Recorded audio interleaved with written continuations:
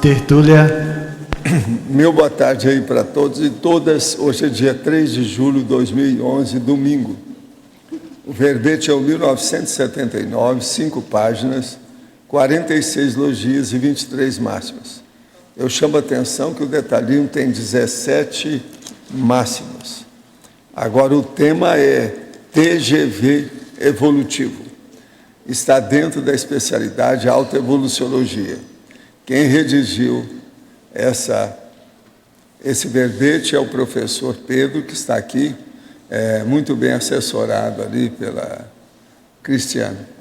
Agora, a definição. O TGV evolutivo é analogia parapedagógica funcional com o trem de grande velocidade, capaz de imprimir maior aceleração aos altos rendimentos interassistenciais tarísticos prioritários da consciência lúcida homem-mulher, a partir do tríplice encadeamento sinérgico sequencial das práticas da tenepsologia, seguida pelos trabalhos intelectuais da gesconologia, finalizado pelo acesso às ideias originais inspiradas na central extrafísica da verdade, durante o chamado períodos pós-fácil dos originais da verponologia, entrosados harmonicamente na técnica cotidiana do turno mental somático. Então, nós vamos ver aqui que o TGV aqui T é a tenepsologia, G é a gesconologia e V é a verponologia. Agora, nós vamos ver o trem de grande velocidade autoevolutivo. O TGV evolutivo enquanto neoconquista da consciência lúcida. A aceleração dos altos rendimentos tarísticos. A auto-organização máxima visando a interassistencialidade tarística. A velocidade de cruzeiro nas manifestações prioritárias. E por aí vai, tem muito mais coisa aí, eu não estou lendo tudo. Agora aqui ele fala, o desenvolvimento da pangrafia pessoal, a recuperação de megacons, as retrocognições desencadeadas pelo trabalho assistencial, a madrugada enquanto melhor momento para acessar a central extrafísica da verdade. Agora, nós temos aí na argumentologia a técnica, no tocante à paratecnologia, a técnica do TGV evolutivo, abaixo elencada, prevê a ordenação das 3 práticas interassistenciais prioritárias inserida no schedule diário do turno intelectual, TENEPS, GESCOM, verponologia. Na remissologia de 15 itens nós destacamos aceleração da história pessoal, escala das prioridades evolutivas, planilha evolutiva, potencialização evolutiva e taquirritmia mega-gescônica. Frase enfática.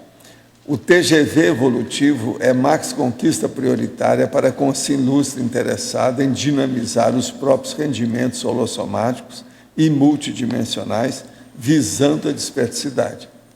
Você já emprega cotidianamente a técnica do TGV evolutivo? Desde quando? Agora, questionamento. Quero ajudar meu grupo Carmo, porém tive que afastar-me devido ao alto assédio, que parece ser crônico no grupo. Mesmo afastando-me, ainda não conseguiria conviver com eles e perdoar as alfinetadas. Posso ajudá-los e a mim também enviando bons pensamentos. Que tipo de pensamento? Manda energia positiva e pensa só o lado bom deles. Olha os trafores de todo mundo e esquece os trafares. Você vai ajudá-los à distância. Outro, na condição de médico, de que modo consegue conciliar a sua agenda profissional e pessoal com as horas descritas a fio, página 55 em técnica, segunda linha da GESCOM, além dos 50 minutos a dedicar diariamente a TENEPS, com tantas atribuições diárias e estímulos onipresentes, como você consegue? Parece que é para você isso aí. Seria bom eu contextualizar a ideia desse verbete. Eu estava, após uma mega euforização, trabalhando em um outro tema, um outro verbete à tarde. Estava concentrado lá, quando veio assim, do nada, veio essa ideia de TGV evolutivo, assim, bem fora do contexto. Eu achei um pouco esdrúxula essa ideia, mas eu anotei. E depois que eu terminei de trabalhar, eu falei com a Cris e falei, olha, me veio essa ideia aqui de TGV, não sei se é TENEPS, GESCOM, eu fiquei na dúvida, pode ser verpon, verponogenia, verponologia, mas eu deixei. E aí 2 dias depois, numa tertúlia aqui, não sei se o pessoal que vem mais frequentemente lembra, o professor Waldo falou exatamente que o ideal era fazer esse encadeamento. Primeiro a pessoa fazia a TENEPS, depois se dedicar aos trabalhos da GESCOM, horas a fio, e quando fosse dormir, em geral, o que acontece é essa condição do pós-fácil. Às vezes você não consegue desligar, vem ideias para aquele verbete, para aquele tema, para aquela obra, e você, quando está tentando ali dormir, você às vezes se vê nessa condição. E ele amarrou essa condição. E eu virei para a Cris e falei, poxa, é aquela ideia que veio anteontem. E aí o que eu fiz? Eu escrevi mais ou menos essa definição e deixei para o professor Waldo. Falei, olha, o tema da tertúlia foi esse, vê se você escreve um verbete aí. E aí ele falou que não, que eu tinha que escrever. Aí eu falei, não, mas você que tem moral, né? Que você que tem estofo. Aí ele perguntou se minha vovozinha estava bem em Brasília, como é que estava e tal. E aí eu botei o rabo entre as pernas e fui. E fiz o verbete. Então, eu estou numa condição ainda que eu não consigo, vamos dizer assim, disciplinadamente, entrosar essas 3 condições. O que eu tenho feito desde 2009 são ensaios, vou chamar assim. Então, hoje eu já tenho uma ideia do que funciona para mim. Eu vou, então, agora responder a sua pergunta. Eu, desde 2004, quando eu mudei para cá, mudei no final de 2003, eu venho tentando diminuir a minha carga horária de trabalho. E hoje ela já está bem mais atenuada, bem mais tranquila, então me permite alguns horários de folga em que eu consigo jogar, então, com essa condição do TGV. Então, o que eu tenho feito quando eu consigo é dormir mais cedo. Eu procuro dormir 8 horas, 8h30, e vou até às 3 da manhã. Então, às 3 eu acordo, aí eu trabalho até às 5h30, pelo menos. 5h30 eu vou para a TENEPS, faço mais ou menos aí 50 minutos, 1 hora de TENEPS. Quando eu vou trabalhar, eu tomo um banho e vou trabalhar, que eu tenho paciente normalmente às 7h30. Se não, eu volto e continuo no processo do trabalho intelectual. E aí, no final desse trabalho, que dá o sono, normalmente o soma fica entregue às baratas. E aí, quando você dorme nessa condição, o que tem acontecido comigo, às vezes acontece essa condição do pós-fácil, de você não conseguir desligar das ideias e querer ficar anotando. E outra situação que já aconteceu algumas vezes é que, às vezes, o soma está tão cansado que, quando eu relaxo, eu saio do corpo, porque o soma está tão cansado que ele apaga e não dá tempo da consciência apagar junto. Então, eu já tive algumas experiências bem lúcidas em função dessa condição. Então, só que isso eu vou, vamos dizer assim, levando devagar, com flexibilidade, em função da demanda profissional ser ainda intensa. Então, eu estou anotando as minhas reações, eu estou preparando para ver se eu faço um outro verbete, que eu estou chamando de autocronobiograma, uma coisa nesse sentido, para dar as reações de como o meu soma tem reagido a essa condição. Já tem mais ou menos 2 anos e meio que eu tenho feito isso com altos e baixos, devagar. Mas lembrando que o ideal realmente é a pessoa, como eu falo lá no final do verbete, deixar isso mais para quando ela tenha disponibilidade total, tenha um pé de meia, esteja aposentada, para ela poder, vamos dizer, implementar e usufruir dessa técnica. Então, essa é mais ou menos a condição geral aí do verbete. Quando pequeno, sempre tive sonhos assim, pouco estranhos e repetidos. Um deles é que eu fico no centro de uma roda de pessoas, à minha volta, em um ambiente escuro, onde algumas vezes eu ficava como que preso no chão. No segundo sonho, eu andava em uma rua à noite, com casas aparentemente mais antigas, parava sempre na frente de uma casa e via sombras de pessoas na casa como se estivessem me esperando. Esses sonhos se repetiam com muita frequência, na minha infância, sempre os mesmos sonhos. Esses sonhos que poderiam ser. Não, isso aí é comum dentro do processo de onirismo, né? Por que eles se repetiam tanto em um período tão longo? Isso aí, a maioria tem esses processos mesmo. Agora, sou fascinado pelos livros da Blavatsky, apesar de achar às vezes um pouco místico demais em determinadas partes. Qual a sua opinião sobre a Blavatsky? As estrofes diziam que ela cita na doutrina secreta, tem fundo de verdade? Vou começar a fazer meu pé de meia para ir até aí participar de reunião. Olha, a Blavatsky realmente tem muita coisa que você tem que dar desconto. Ela pegou muita coisa dos textos chamados antigos, e ali tem muito processo, tipo de iniciação, e processo místico, exagerado, muita coisa de fantasia. De modo que tem que dar desconto. Não dá para aceitar tudo que fala, não. É muito excesso. Tem muita ilustração imaginativa no processo. Agora, outro. Faço TENEPS há pouco mais de 2 anos. Nas 2 últimas semanas, frequentemente, após o início da esterilização, que costuma ser pelos palmos chakras e umbigo chakra, ela se expande por todo o holochakra, ficando mais fulgurante e intensa.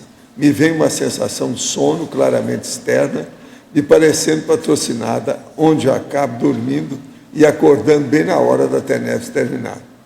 Faço TENEPS às 6 horas e não tenho o hábito de dormir, nem sono.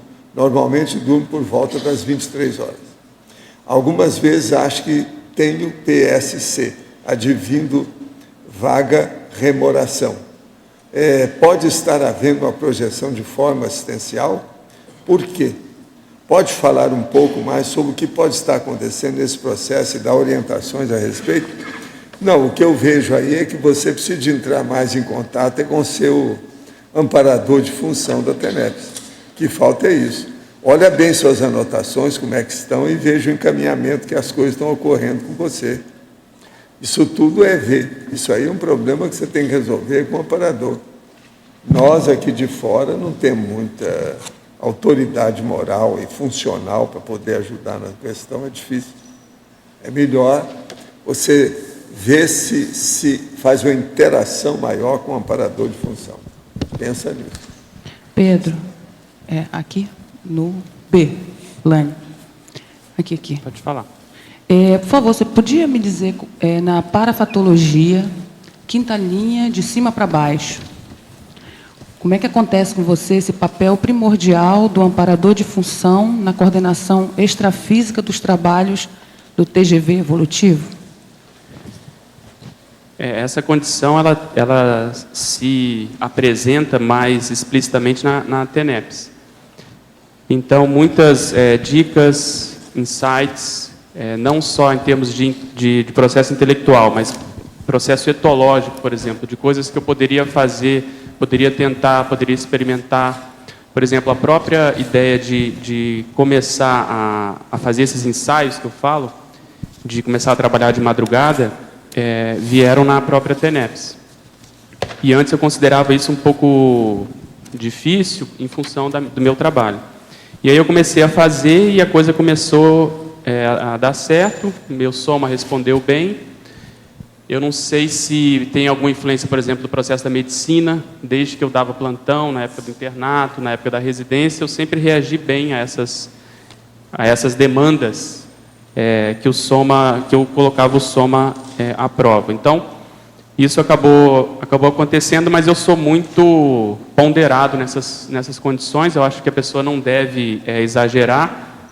E quais são os sintomas que ela deve ficar atenta? Se ela tem muito cansaço no dia seguinte, se ela tem sonolência diurna, se ela fica irritada, se ela tem problema gastrointestinal, todas essas condições que são comuns, eu tinha até colocado aqui na sindromologia, síndrome da Consim mal dormida, que tem nos 700 experimentos, mas acho que o pessoal achou melhor não colocar, em função disso, para a pessoa ficar atenta, porque ela tem que ver como que o soma reage a essa condição.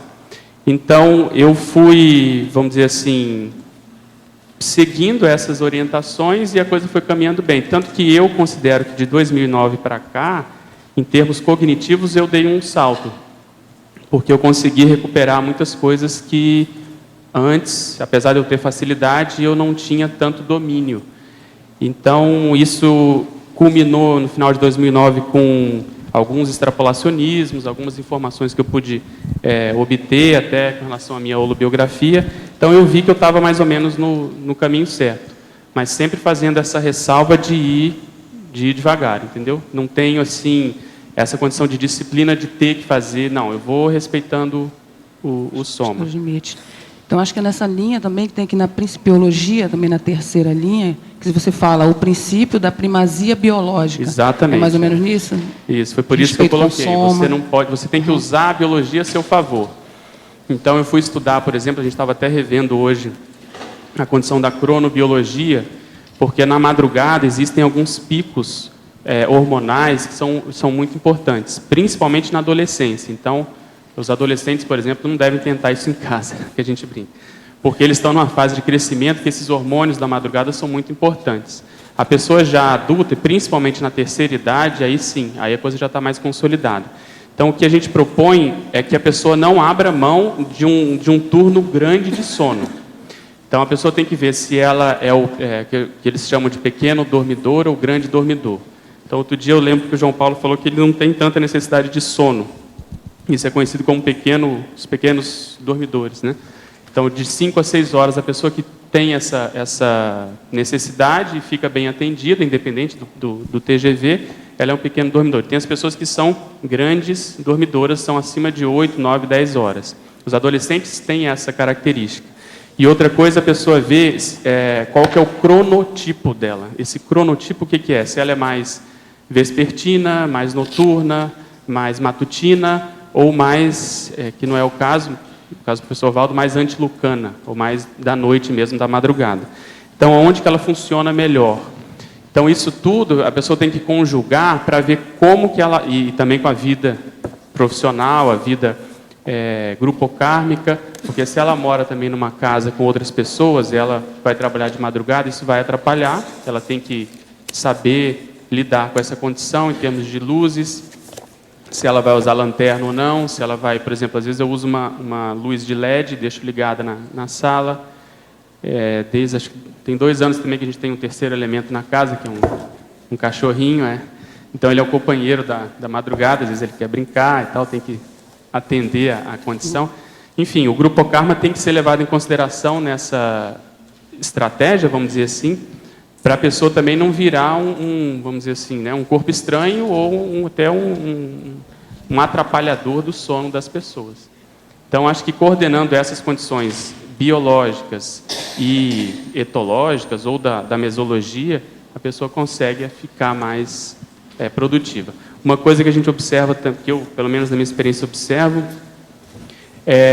a pessoa tem que ter o que mais move, o mais motiva, é a motivação pelo processo intelectual. Então, tem que ter algum trabalho que a pessoa queira desenvolver, senão ela não consegue. Ela vai acordar e ela não vai ter, assim, sabe, aquela tesão, vamos chamar assim, para ela dar continuidade àquele trabalho. Então, o professor Valdo comenta muito, inclusive no verbete taquirritmia megagestônica, dessa condição da pessoa querer chegar no nível dela só querer ver o texto dela, os originais dela ter a hipermotivação de ficar mexendo nos originais. Isso tem até que tomar cuidado para ela não ficar autista nessa condição, dela estudar outras linhas, outras frentes para poder atualizar a própria obra. Mas eu acho que o grande gargalo nosso é chegar e ter uma autoconfiança intelectual para poder chegar nesse nível. Você produzir alguma coisa que você realmente valoriza e você acha que vale a pena continuar. Porque o que dá, vamos dizer assim, gosto e motivação é você deixar um trabalho e você continuar da onde você deixou. O que eu coloco até na antagonismologia é a dispersão intelectual, que eu ainda tenho, eu tinha mais, mas eu ainda tenho, que é você ficar ciscando em várias frentes intelectuais e, vamos dizer assim, se contentar com pouco, não produzir nada muito substancioso e ficar nessa dispersão mesmo. Então, quando isso diminui, não é o meu caso ainda, eu estou tentando chegar nisso, eu vejo, eu considero que vai ser o TGV vai estar implementado. Aí a pessoa entra num ritmo, a coisa vai funcionar mais redonda. Ok, obrigada. Okay? Pedro, aqui atrás de você, Alexandre. Pode falar. Pedro, com relação a essa ordem aqui na página 55, que é TENEPS, GESCOM e Vercogenia, eu gostaria de saber de você se você acha que necessariamente é sempre essa ordem, TENEPS, GESCOM, ou se isso pode ser invertido. Queria saber mais a sua opinião sobre isso. Sim, o que eu fazia era GESCOM, TENEPS e verponogenia. Mas nessa tertúlia, o professor Waldo falou que essa é a ordem mais parafisiológica, porque você atende as consciex, atende o seu holossoma, você libera a sua cabeça, fica nessa condição de tábula rasa, para você chegar no trabalho intelectual mais, entende? Mais assim, zerado, mais atendido do ponto de vista holossomático e até certo ponto mais predisposto às inspirações extrafísicas. E aí, outra coisa que influencia nisso é que o ideal é você ter um trabalho intelectual que seja um pouco mais prolongado, que você possa se concentrar mais. O ideal até que fosse mais de 2, 3, 5 horas, se possível. Porque aí você vai ter o benefício, primeiro, do aprofundamento da concentração, você poder chegar nessa condição do pós-fácil depois. Então, na minha realidade hoje, é ainda um pouco difícil implementar isso nessa ordem. Mas ele foi bem enfático nessa tertúlia e falou que o ideal era chegar nesse nível, de você fazer isso. Por quê? Outra coisa também, porque você, depois do trabalho intelectual, que o soma realmente está começando a bater pino, você vai deitar, vai atender o soma. E aí que as ideias começam a aparecer, as ideias novas, esse acesso à central extrafísica. Então, esses originais, do pós-fácil dos originais, tende a surgir nisso. Se você quebra com a TENEPS no meio, a tendência é dificultar essa etapa. Tudo bem? Tá certo. Pedro, aqui na página 53, na fatologia, você fala na terceira para a quarta linha, você fala a inteligência evolutiva explicitada nos pequenos atos. Como é que você vê? O que são esses pequenos atos assim, que explicitam isso? Esses pequenos atos, o que eu acho é você, no cotidiano, coisas banais, você começar a priorizar o processo da inteligência evolutiva. Então, vamos supor o meu caso. Em 2004, quando eu mudei, eu tinha uma demanda cotidiana de trabalho muito intensa, porque tinham poucos médicos lá onde eu trabalhava, eu dava plantão praticamente toda semana, enfim, tinha uma carga muito grande, inclusive de voluntariado, tudo junto. E eu ficava me cobrando muito estar aqui, porque, afinal de contas, eu tinha mudado para cá para isso. E aí algumas coisas foram acontecendo mais para o meio do ano, em que eu comecei a ver que eu poderia tirar partido lá, em termos assistenciais das pessoas que eu atendia, em termos parapsíquicos das coisas que eu poderia perceber e comecei a perceber. Então, uma pequena mudança no meu comportamento, no modo de enxergar as coisas, de deixar de me autoassediar, de me cobrar, para estar ali e tirar partido daquilo, eu vi que eu comecei a render mais evolutivamente. Então, isso, em todos, vamos dizer assim, em qualquer análise, em qualquer avaliação que a gente faça do nosso comportamento, eu acho que se a gente puder rever determinados padrões, e muitas vezes são detalhes, são pequenas coisas, isso pode ter um benefício muito grande em termos evolutivos. Você vê, as técnicas da conscienciologia são técnicas aparentemente simples. Para citar uma técnica de autorreflexão de 5 horas, não tem muita dificuldade, mas ao mesmo tempo ela é super complexa e desafiadora. Então, é esse paradoxo, quando a pessoa enfrenta e tira partido, que eu acho que ela caminha mais evolutivamente. Outro exemplo que eu cito mais recente é esse do neolaboratório, que está sendo gerado e maturado em conjunto, que não tem nem nome ainda, mas essa ideia de você colocar palavras para a pessoa poder refletir, para poder pensar, sugeriram aí a lexicoterapia como sendo um dos mater pensenes.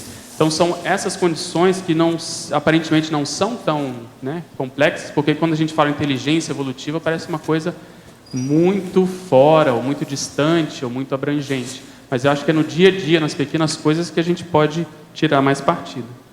Não sei se eu expliquei. Explicou sim. E aproveitando também, do lado você fala do silêncio produtivo. Como é que você também define o silêncio produtivo? O silêncio produtivo, não sei se chega a ser até um oxímoro, um paradoxo, mas pelo menos faz pensar, que é o processo da madrugada. Você não está ouvindo nada, está em silêncio e está produzindo. As ideias estão vindo. Às vezes, a facilidade de você poder ter ideias, fazer analogias, fazer associações, muitas vezes você tem que anotar realmente, deixar de lado, porque senão você tende a ficar disperso em função de tantas possibilidades intelectuais e de novidades, de coisas pelo menos que você quer fazer e que não dá tempo. Você tem que ter uma linha para você seguir.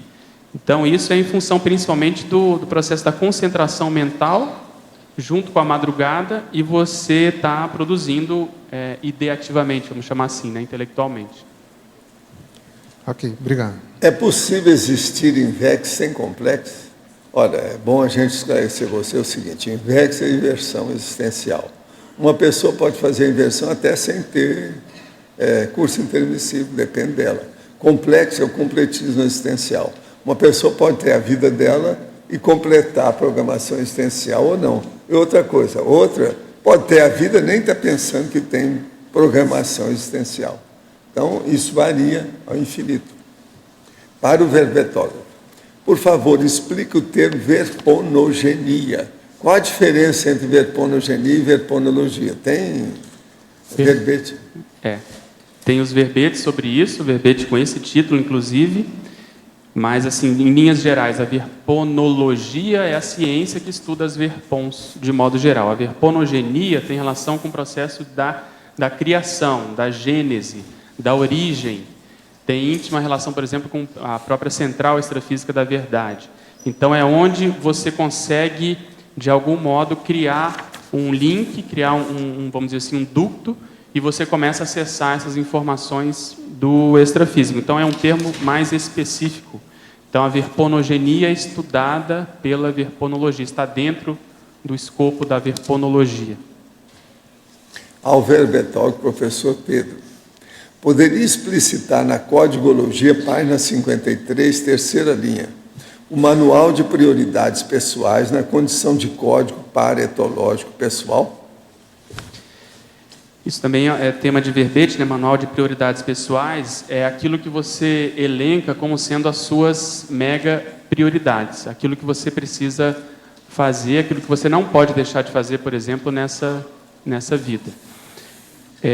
E aí a condição do paretológico é o seguinte: etológico é aquilo que é do comportamento. Então, o para é o que você vai incorporar no seu comportamento cotidiano em termos multidimensionais, extrafísicos, parapsíquicos.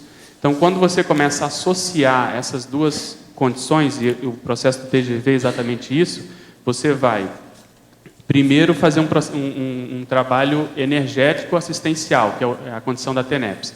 Depois você vai fazer um trabalho intelectual parapsíquico, porque você vai trabalhar junto com o amparador. Depois você vai atender o soma, e nessa condição você pode ainda acessar ideias provenientes da central extrafísica da verdade.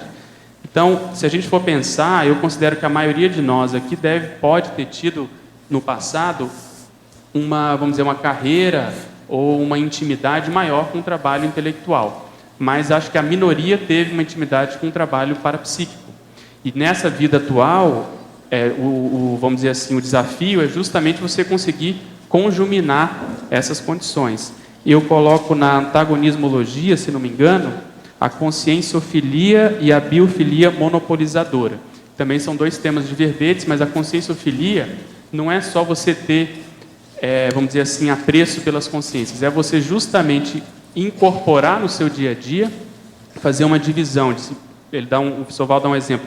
75% do tempo, da sua energia, do dinheiro, da atenção, você dedica ao intrafísico, ao soma, a essa dimensão.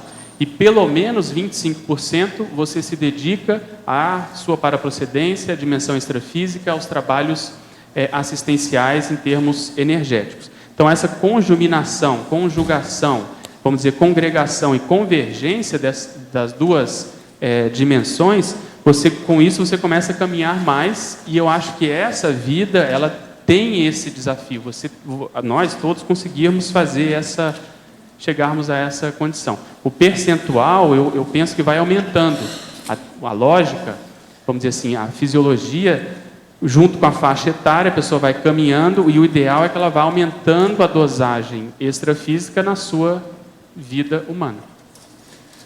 Poderia exemplificar em ciclologia, página 54, o último item, o ciclo circadiano evolutivamente frutífero? A ideia aqui, o ciclo circadiano é o ciclo de um dia, né? O ciclo das 24 horas do dia. Então, fazendo um paralelo com a técnica da INVEX. Na técnica da INVEX, o ideal é que o jovem ele comece a aproveitar mais a vida desde cedo em termos evolutivos. Então, ele vai abrir mão, vamos supor, de bobagens, coisas da juventude, saídas, ectopias, o processo do porão consciencial. Isso vai fazer com que sobre mais tempo para ele poder produzir mais. Nessa condição do TGV, a mesma coisa. Se a pessoa puder otimizar as suas prioridades para ela poder render mais evolutivamente, mesmo durante um dia, né, nas 24 horas do dia, ela vai começar a ser mais evolutivamente frutífera. Então, para isso, a pessoa tem que ver se ela tem condições, quais são as prioridades, se ela pode chegar nessa condição. Por exemplo, se ela não tem dependentes, se ela tem uma condição de saúde física que permita ela a fazer isso, se o trabalho que ela tem, a ocupação, a profissão, também dá condições para ela para fazer isso. Se não, o ideal, pelo menos, é a pessoa programar essa condição. Eu queria lembrar também que nós consideramos na Conscienciologia a TENEPS como sendo um mega desafio da vida humana. É você levar esse trabalho ao longo de toda a vida de modo disciplinado. Se você acrescenta ainda um trabalho intelectual, o processo da verponogenia, você está pegando esse mega desafio e está complexificando ainda mais. Então, o ideal é que a pessoa programe isso quando ela possa. Ou seja, quando ela tem um pé de meia, quando ela tem uma condição, vamos dizer assim, de menor dependência com relação aos outros. Então, é o casamento da intraconscienciologia, a pessoa querer, com a extraconscienciologia, ou seja, o meio.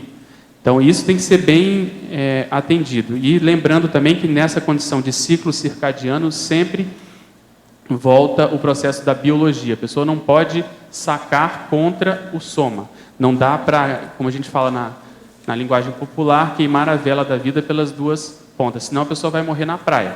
Ela vai tentar, vai durar às vezes 1 ano, ela vai começar a bater pino e vai ficar com uma doença que ela não tinha antes. Então, tudo isso tem que ser ponderado com calma para a pessoa ver o melhor momento dela começar a querer implementar isso na rotina dela. Mas a ideia é ela começar a produzir mais em termos de cotidiano. Poderia dizer como você aplica em Teorologia, página 53, segunda linha, a teoria dos 7 Cs? A teoria dos 7 Cs também é uma verpom da enciclopédia da Conscienciologia. Só para lembrar, o casamento do corpo, casa, comida, condução, companhia, carreira e currículo. Então, é o processo da intrafisicologia, que se você for ver na sinonimologia, o professor Valdo até comenta que é a teoria da execução da auto-proex, porque na proex você tem que atender essa condição toda. Você tem que ter uma profissão, você tem que investir no seu currículo, é através do seu trabalho profissional que você vai ter o seu pé de meia, tem que atender as pessoas, as companhias, enfim, tem que ter um carro, porque nos dias de hoje não tem como você não se conduzir a partir disso, tem que se alimentar bem, tem que ter uma base física, enfim. Então, essa condição ela tem que estar também otimizada. Então, vamos supor que a pessoa ainda more de aluguel, ainda não tem uma residência proexogênica.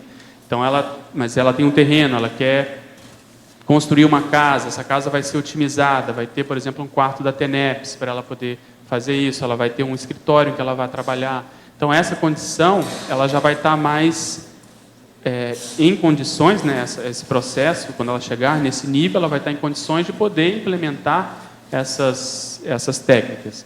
Então, lembrando que a TENEPS já prevê esse primeiro passo, ou seja, a pessoa ter uma residência física, ela ter um trabalho mais estável, ela não ter nenhum grande sonho de consumo dourado. O professor Valdo comenta da viagem à Itália, por exemplo, a pessoa quer dar a volta ao mundo, não sei, quer fazer alguma coisa mais extravagante, então não é o melhor momento. Então aqui é a mesma coisa, só que é mais profundo ainda. Ela tem que estar num ambiente em que ela vai transformar esse ambiente no que a gente chama de conceptáculo das neo-ideias, das neo-verpons. Então, se a gente imaginar que todo dia ela vai estar ali trabalhando com as energias e trabalhando com o processo intelectual, aos poucos isso vai consolidando um holopensene. Então, todo esse investimento, em termos de forma holopensênica que vai se formando, o ideal é que seja numa casa própria, numa casa, né, feita para isso, numa casa que foi pensada para a pessoa chegar nessa condição. Então, essa teoria dos 7 Cs a gente colocou aqui visando justamente lembrar dessa realidade. Eu quero aproveitar a oportunidade para agradecer a contribuição do Gilderley Colares, de Porto Alegre. As suas informações foram muito elucidativas. Eu te agradeço. Qualquer coisa pode mandar mais. Muitas gracias. Pedro, na página 55, por baixo de manutenção, eu gostaria de saber como melhor manter um bom equilíbrio entre a iniciação e manutenção desses empreendimentos e tarefas. Você pode repetir o finalzinho, por favor, Cassandra? Melhor equilíbrio entre... A iniciação e manutenção dos empreendimentos e tarefas. A mediação, você falou? Manutenção. Tá. A gente até comenta que não é fácil, né, você manter essa condição. O que eu acho é que a pessoa tem que ver os resultados. Se está dando fruto. Antes de começar, qual que é o objetivo com isso? Ela quer escrever um livro? Ela quer escrever verbetes? Ela tem qual o propósito? E aí, ao longo do processo, no acompanhamento, ver se isso está acontecendo. Porque a tendência, a chance, é de que haja muita dispersão. A gente coloca, eu não sei aonde, acho que é antagonismo, em algum momento eu falo daquilo que é a pauta e a extra-pauta. Então, conduta padrão e conduta exceção. Há ainda, né, na nossa condição, na própria CCCI, um excesso de demandas, um excesso de extra-pautas, que a gente tem que saber lidar. Por um lado, tem que atender, e por outro lado também tem que saber dizer não para você preservar a sua fisiologia, o seu trabalho, os seus rendimentos. Então, eu considero, por exemplo, hoje, a minha condição eu estou muito aquém do que eu poderia, em função muito eu atribuo a isso, de sempre querer e atender a demandas externas. Isso, de certa forma, pode virar uma fuga às autorresponsabilidades que a gente tem intermissivas.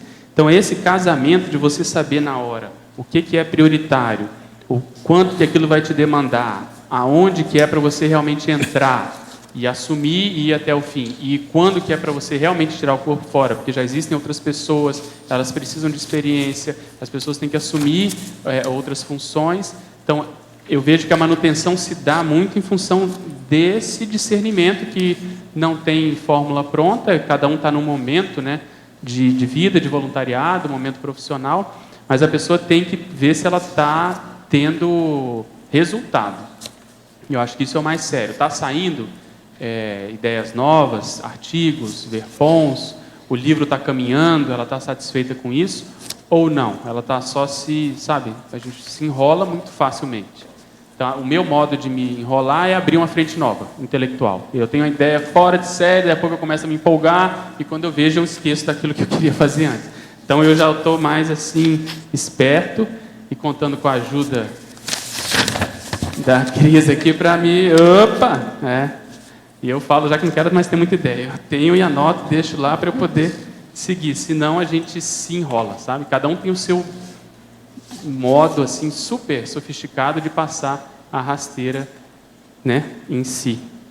Então eu acho que isso, a pessoa tem que estudar e ver como que ela funciona, qual que é a tendência dela.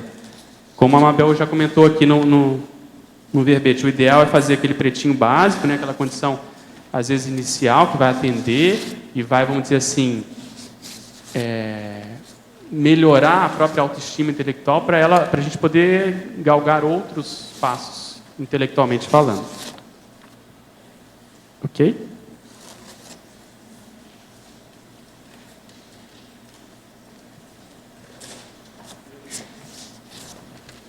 Pedro, aqui Pode falar. na página 53, a segunda linha, é a aprendizagem maior da heuristicologia. Eu coloquei isso aqui em função dessa experiência que eu contei. Você vê, eu estava mexendo com outra coisa, veio essa ideia literalmente do além, porque ela veio muito clara na minha cabeça. Vi uma voz de um homem falando, TGV evolutivo. A minha primeira reação foi, vamos dizer assim, torcer o nariz, porque eu achei um pouco né, esdrúxulo, como eu falei, mas eu também já não sou tão bobo, eu anotei e pensei um pouco sobre aquilo e dividi com a Cristiane, falei, olha, me veio essa ideia, não sei aqui o que é, o que poderia ser, de repente é o casamento dessas condições.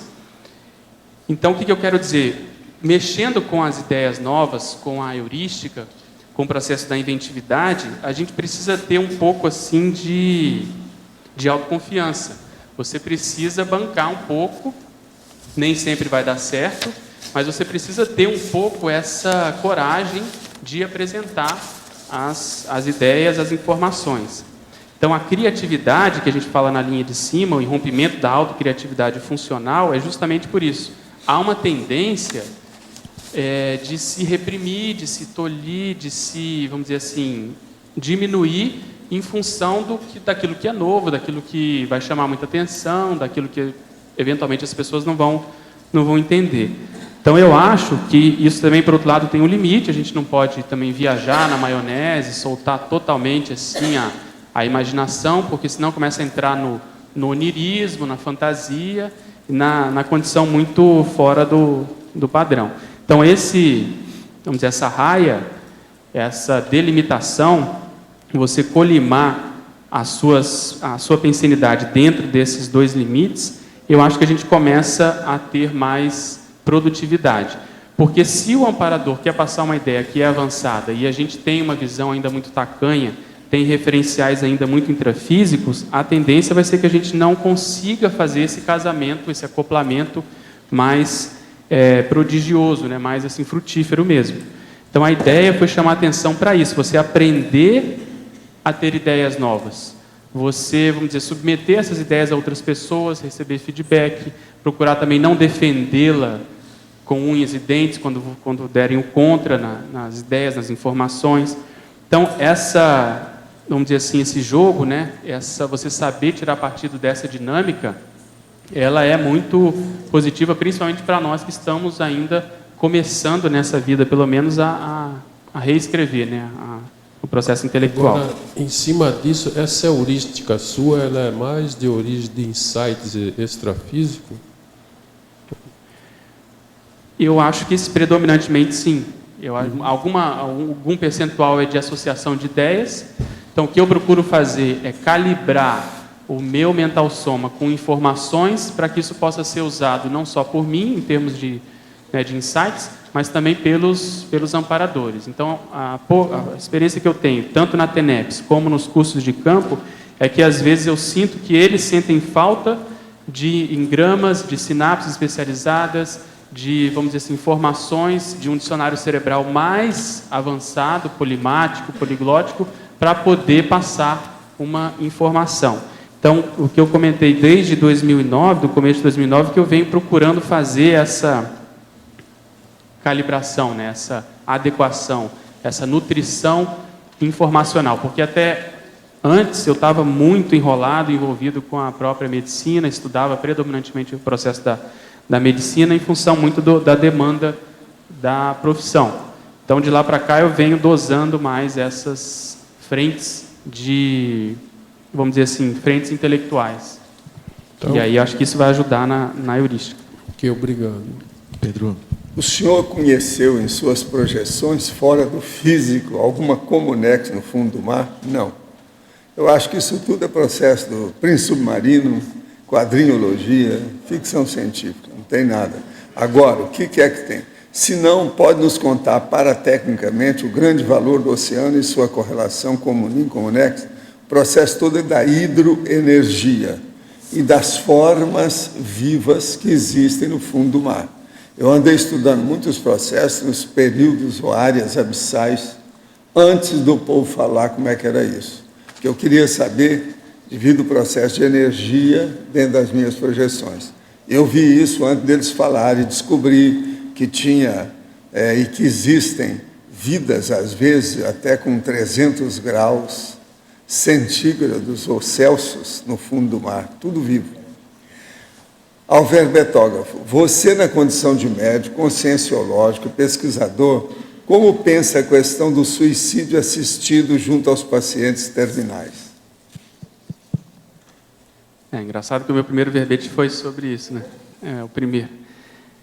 Não, hoje em dia, legalmente, você não pode submeter os pacientes a isso, mas eu acho que, cosmoeticamente, nós vamos caminhar por uma condição que atenda ou tenha essa possibilidade em determinados casos estudados em que a condição é irreversível, a pessoa eventualmente esteja lúcida ou tenha optado por isso. Ortotanásia. A condição da ortotanásia. Então, isso eu acho que a tendência é a legislação caminhar para isso. A bioética, o biodireito tem que enfrentar essa condição, porque hoje ainda existe muito, vamos dizer, piquete, muita gente contra da bancada religiosa, né, evangélica do Congresso, que não quer nem debater nada sobre isso, aborto e tal, células-tronco, condição do homossexualismo. Então, superando essa condição, eu acho que esse assunto deve voltar e ele tem seu lugar, sim. É a lei do retorno. Agora, para você, o que significa dizer na neossinapsologia, página 53? As neoverpons assimiladas no período pós-fastos originais, desencadeando neossinapse. Essa é uma verpon que o professor Valdo trouxe já há algum tempo.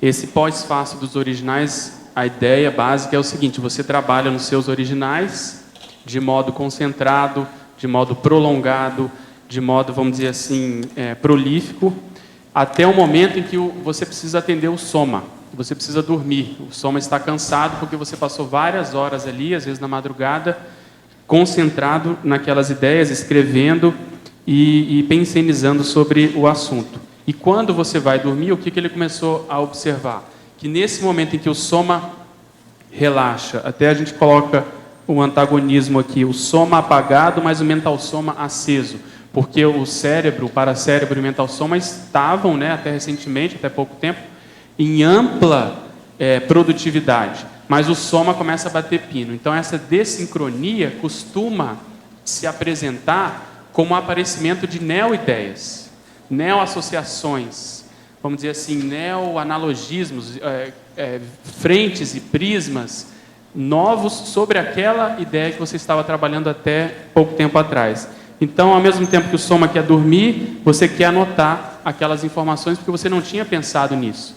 E até isso deve ser parafisiológico, porque o soma ele tende a relaxar, há uma predisposição à descoincidência dos veículos, o próprio paracérebro, e com isso você consegue acessar mais os amparadores e a própria central extrafísica. Então esse pós-fácil é justamente porque ele vem depois de você ter trabalhado nos originais, e você deve aproveitar essa condição anotando as informações, apesar de muitas vezes o soma estar reclamando você para dormir. Outra coisa, atualmente eu estou usando isso para fazer os neoverbetes do dicionário, e eu vejo o seguinte: há uma exacerbação das, vamos dizer, acuidades da pessoa com os detalhismos. E então eu tenho procurado aplicar isso na redação dos verbetes. É muito detalhe que vem na hora, porque você está aceso demais. Exatamente. E eu penso que é um processo de recuperação de consciência. Você predispõe mais a... A gente precisa de estudar isso mais. Eu acho que precisa de juntar mais gente para começar a pensar e trabalhar com o processo de madrugada. Sim. Aqui eu não posso forçar a barra, porque você não pode fazer os outros começar a trabalhar de madrugada, porque todo mundo vai birutar. Tem que ir devagar. Isso demora anos até chegar lá. Uma coisa que você já falou e eu pude perceber é que isso ajuda também a organizar, entre aspas, o processo onírico. Parece que ele fica mais lógico, você menos fica caótico. Tudo mais racional. E isso é impressionante. Entende? Então o onirismo ele começa a diminuir, ele murcha. Agora, uma outra coisa que a gente tem que trabalhar, por exemplo, nesse período de frio, é preciso de acertar a situação. Porque o frio que ajuda para certas coisas, nesse caso, pode piorar. Você está entendendo? Sim. Então, isso é muito importante. Uma outra coisa séria, muito séria. Se a pessoa ela tem dupla evolutiva, na hora que ela vai usar os pós-fastos originais, é bom ela arranjar um local extra, por exemplo, fazer talvez uma espécie assim de pequeno escritório dentro do banheiro, que ela vá ao banheiro antes de deitar. Sim. porque ela não vai poder escrever com a duplista ou o duplista na cama. Acender a luz, essas coisas. Eu tenho experiência de tudo isso em alto nível, tiro partido de tudo isso. Você está entendendo? Escrever no escuro. Agora, outra coisa para você. Poderia esclarecer na Teoriologia, página 53, o que seria a teoria da imitação evolutiva?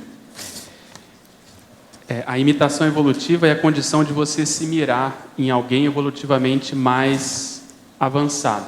Então, também é um verbete, eu indico para a pessoa ver, mas a ideia é você fazer isso como uma técnica.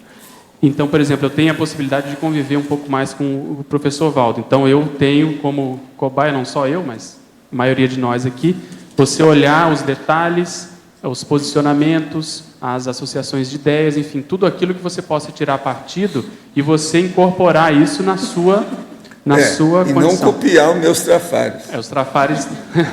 Primeiro tem que achar os trafares, depois tem que evitar. E aí, que é o que ele coloca com o processo do transmentor, né? Que ele procura também tirar partido dessa amizade extrafísica. Então, eu acho que nessa condição, por exemplo, um caso típico é esse, do trabalho antilucano. Também é um assunto de um outro verbete, é você trabalhar de madrugada. Então, um paralelo que eu faço, muitas vezes na faculdade eu precisava virar à noite, às vezes seja por plantão, seja porque tinha que fazer um trabalho, seja por algum motivo. Então, isso já foi feito, só que de modo ainda exagerado, desorganizado, sem tanta disciplina. Então, você usar a mesma condição, só que de modo mais evoluído, mais sadio, mais organizado, é um processo que tem relação com a imitação evolutiva. Foi daí que saiu. Na Antagonismologia, página 54, primeira linha. O antagonismo, celeridade cotidiana, acalmia antilucana, e na última linha, o antagonismo, conscienciofilia, biofilia monopolizadora. Eles, inclusive, têm relação, né? A gente comentou um pouco já do último, então eu vou comentar o primeiro. Celeridade cotidiana é justamente a velocidade, a rapidez, vamos dizer assim, a tendência de nós andarmos muito mais hoje depressa. Então, tudo isso influencia e dificulta o processo de acalmia consciencial, o processo de você parar, o processo de você ponderar. Aí ainda entra o processo da taquiarritmia. Exatamente. Então, o resultado vai ser justamente nisso. Na acalmia antilucana, você vai pegar o processo do taquipsiquismo, vamos dizer assim, da velocidade do pensamento maior. Você vê que o trem-bala é mais complexo que a gente pensa. Sim. Então, a ideia é justamente isso, você saber tirar partido e colocar o cotidiano, com todas as loucuras, as demandas, a hipervelocidade, a hipercomunicação que existe hoje, deixar isso de um lado e você tirar partido do processo da acalmia. Ao mesmo tempo, você não pode, vamos dizer assim, virar um autista e deixar de viver na sociedade que existe hoje, no zeitgeist atual. Então, eu estou até estudando isso recentemente, que vou propor um verbete, que é a síndrome da pressa, que justamente eu estou saindo dessa condição para entrar numa outra. Então, a síndrome da pressa, eles consideram ainda que não é uma entidade nosológica bem definida, mas a gente pode considerar como sendo assim um gatilho para várias condições, uma delas o workaholismo, várias doenças psicossomáticas, a síndrome do pânico, que é o quê? A pessoa tentar incorporar essa loucura do dia a dia, esse corre-corre, com ela. Então, ela nunca tem tempo para nada, ela começa a andar com passos mais apressados, no trânsito ela quer cortar todo mundo. Então, isso tudo vai contra o processo da biologia. O soma começa a apresentar a conta. Então, essa condição da síndrome da pressa é justamente o que a pessoa tem que evitar e se primar mais para essa condição de acalmia. E na última linha, só retomando, conscienciofilia, essa ideia é você conjugar não só as demandas intrafísicas, somáticas, grupocármicas, profissionais, com também as demandas extrafísicas, assistenciais, da TENEPS, o processo da projetabilidade, a condição da paraprocedência, aquilo que nós viemos cumprir em termos de PROEX, a condição do paradever intermissivo, enfim, você conjuminar, porque também há uma tendência de determinadas pessoas de serem maniqueístas, ou tudo ou nada, ou só o intrafísico ou só o extrafísico. Então, a pessoa, por exemplo, quer se dedicar somente à condição extrafísica, ela se isola, vamos supor, vai virar eremita, tudo isso é patológico. Então, você saber conjugar isso é aí que reside o desafio.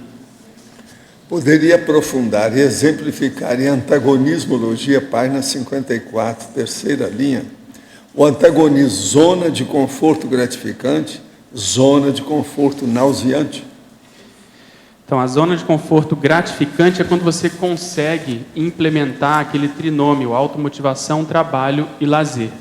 Você fica numa zona de conforto porque isso te dá prazer, é um hedonismo positivo. O professor Valdo recentemente escreveu um verbete chamado hedonismo mental somático, isso lá no dicionário de argumentos. Então, você ter esse hedonismo positivo, que muitas vezes também ele chama de cachaça mental somática, em contrapartida, em contraponto a essa zona de conforto nauseante, que é o processo, às vezes, do ócio, do tédio, da preguiça. Você, às vezes, sabe o que tem que fazer, mas você não consegue, a inércia somática domina, a, vamos dizer assim, dimensão intrafísica, ela engole a pessoa, coagula, congela. Então, essa zona de conforto, na realidade, ela tende a virar depois uma zona de desconforto extrafísico, que é o processo da Melex. Então, a pessoa que prioriza a preguiça, prioriza essa zona de conforto, ela vai ter depois a repercussão extrafísica. Então, a ideia foi justamente fazer isso. No caso do TGV, a pessoa precisa estar confortável nessa condição de trabalhar de madrugada.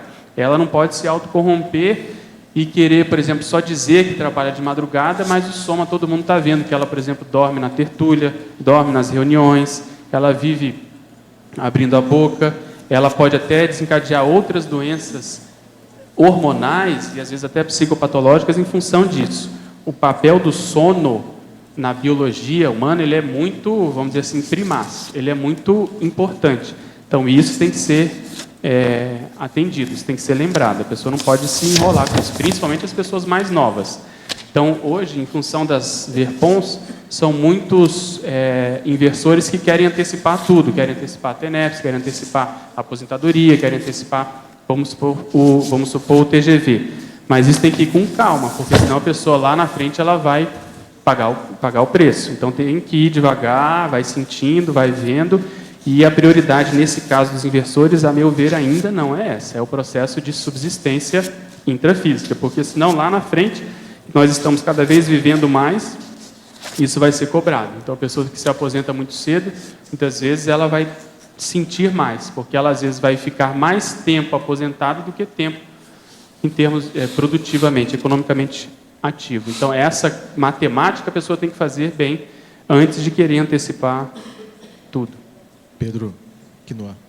Oba. Na página 55, o item 2 ali, GESCOM, você poderia falar um pouco sobre a sua experiência nessa questão da sessão intelectual e assistencial do Eu Sozinho após a TENEPS? Sim, aqui até eu tinha colocado as sessões intelecto-assistenciais, eu tinha juntado para dar uma ideia de que a coisa é bem conjuminada. Então, o que eu observo? Que, nesse momento, uma das primeiras hipóteses que eu aventei, lá quando eu comecei, foi que, em função, até acho que eu comento em outro lugar, assim, em função da sensação de bem-estar que isso causava depois, se eu já não tinha feito isso antes, se eu já não tinha, de alguma forma, priorizado isso em outras vidas, em função dessa sensação de bem-estar íntimo. Mas eu coloquei isso como uma hipótese, porque eu acho que isso, em função de você estar sendo mais produtivo, isso já em si gera esse bem-estar. E o que costuma acontecer? No meu caso, pelo menos, que ainda estou bem assim, inicial, o desenvolvimento da sinalética, que eu considerava que eu já tinha mapeado num certo nível, ela começou a se enriquecer. Então, hoje, eu não tenho muita noção de como que é esse processo da sinalética intelectual, porque ele ainda, para mim, é muito novo. Eu estou anotando, existem algumas que eu já codifiquei, mas eu, por exemplo, não sei quem é, não sei de onde vem, não sei aonde que entra central nisso. É tudo ainda, para mim, muito, muito novo. Mas é uma condição mais refinada. É como se fosse, assim, uma sinalética, sabe, mental somática, que eu não tinha tanta assim, experiência com isso. Outra coisa que eu comentei também é que você começa a se sentir menos, como é que eu vou chamar aqui um adjetivo, menos, não sei se é infeliz ou menos, a sensação de subnível diminui, é isso que eu quero dizer. Então, apesar de não ter publicado nada, pelo fato de você estar rendendo e escrevendo, isso te atende. E você sabe que em determinado momento vai chegar a hora em que isso vai culminar num processo de publicação. Então, o que eu tenho de experiência é justamente essa condição. Então, o mergulho no mental soma e a predisposição ao irrompimento paracerebral é justamente para isso. Quando eu consigo ficar mais tempo, mais horas, e isso acontece quando eu não preciso trabalhar ou quando é um final de semana, a tendência disso é se sobressair, entende? É acontecer mais. Então, eu vejo assim que eles também, os amparadores respeitam muito, né, a nossa dinâmica, a nossa realidade, os nossos compromissos para não forçar a barra. Nessa questão aqui que você colocou do subsequente à TENEPS, no período imediatamente após... Isso, você sai da TENEPS e você começa a trabalhar na sua obra, no seu artigo, no seu verbete, no seu livro, na sua resenha, naquilo que você esteja trabalhando. Então, a ideia do TGV é você encadear isso tudo. Você vai para a TENEPS, depois, o maior período ele é dessa GESCOM, dessa fase intelectual, e depois você vai dormir.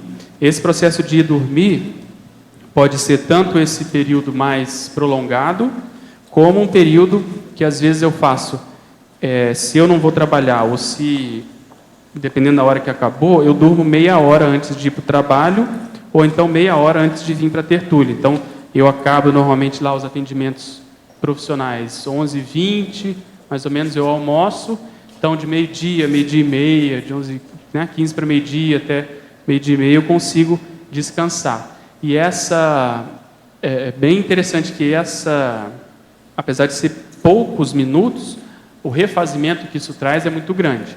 Mas lembrando, isso porque eu tenho um período longo de sono. Então, no início eu comentei que eu normalmente, quando estou aplicando, eu faço de 8, 8h30 até as 3h30 da manhã. Eu tenho esse sono longo que dá 7 horas, para mim já atende bem. 6h30, 7 horas, dependendo do momento, da demanda somática, isso me atende. Então, eu acho que isso tem que estar bem atendido. Outra coisa que a gente colocou em outro momento aí, para você trabalhar com o processo intelectual muito ostensivo, você tem que atender também o processo de glicose, né? Você tem que comer. Então, no verbete turno intelectual, o professor Valdo dá várias dicas de comidas leves e que ajudam a alimentar. Então, o processo ele coloca lá gelatina, bolachas, torradas, pães. Eu uso muito o processo da broa também, a gente tira partida. O processo das barras, as barrinhas também eu uso essa condição, porque senão é fatal. Você vai começar a escrever ou a ler e você vai sentir fome, e você precisa atender isso. E outra coisa interessante também é que, pelo menos acontece comigo, que normalmente depois desse jejum, 40 minutos, né, entre meia hora e 1 hora depois, você tem que ir para o troninho lá, fazer o cocograma. Então, o seu relógio biológico ele começa a ficar bem, vamos dizer assim, bem marcado, bem matemático. Então, você sente em você a biologia ou a fisiologia funcionando. Então, aquilo que a gente estuda do reflexo gastrocólico, né? Você comeu, a comida chegou no estômago, isso lança um reflexo lá para o cólon, de que ele precisa fazer uma dejeção porque está vindo mais comida. Isso nos dias atuais, nessa condição de síndrome da pressa, as pessoas comendo fora, trabalhando muito, fazendo hora extra, a tendência é a gente ir contra a fisiologia. Então, a pessoa não quer fazer o número 2 no trabalho, não quer fazer fora, tem o processo de higiene, então ela vai travando isso, vai ficando constipada, principalmente as mulheres, em função do processo hormonal e tal, e aí vai tudo contra a fisiologia. Então, o que eu tenho observado, que eu comentei também que eu estou anotando essas reações, uma delas é essa, é que o processo do funcionamento gastrointestinal começa a ficar mais regulado mesmo. Pedro, obrigado. Na trinomiologia, né, Qual e também na crescendologia, antes ali, na página 54, na crescendologia, no final, você coloca TENEPS inicial, TENEPS consolidada e TENEPS 24 horas, né? Não sei se você já comentou, você tinha aquela tua pesquisa de TENEPS na 24 horas também. Sim. Até que ponto isso está te ajudando ou não nas questões de TENEPS 24 horas? A conclusão que eu cheguei é o seguinte: esse crescendo, eu tirei do manual da TENEPS. Então, as referências assim basicamente são TENEPS inicial até os 6 meses, quando a pessoa passa aquela fase de gargalo, aquela fase inicial. Depois a TENEPS consolidada em torno de 3 anos. A pessoa, depois de 3 anos, a TENEPS dela está mais assentada. Isso varia de cada caso, isso é um tempo médio, tá certo? E a TENEPS 24 horas, eu considero que ela vai se instalar próxima aos 20 anos. Mas é entre 10 e 20 anos, porque a partir dos 10 anos o professor Valdo já comenta que há a possibilidade de TENEPS avançada. Então, como não tem lá essa condição da TENEPS 24 horas, eu acho que deve ser em torno dos 15, próximo aos 20 anos, mas enfim, eu acho que isso varia de cada caso. Mas eu coloquei aqui porque eu acho que o processo da TENEPS, se ele não caminhar junto com as VERPONs, com o processo intelectual, ele tende a bater num teto, tende a se limitar, ele tende a ficar num nível que a gente pode até chamar de subnível, porque a pessoa precisa dar o próximo passo, que é justamente dizer aos outros, ajudar os outros com as informações que ela está obtendo com a própria TENEPS.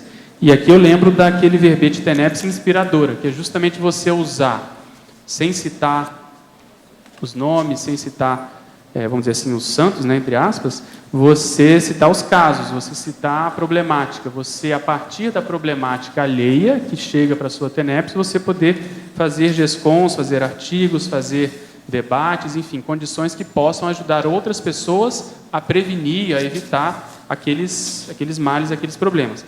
Então, no caso do TGV, como a TENEPS está ali no começo, há uma tendência de uma coisa retroalimentar a outra. Então, às vezes, na TENEPS, você vai começar a ter ideias para a sua GESCOM, você saber usar a TENEPS em prol da sua mega GESCOM, inclusive no verbete inventário da TENEPS, no TENEPSograma, tem uma pergunta que é justamente essa: você já usa a TENEPS como embasamento ou a favor da sua mega GESCOM?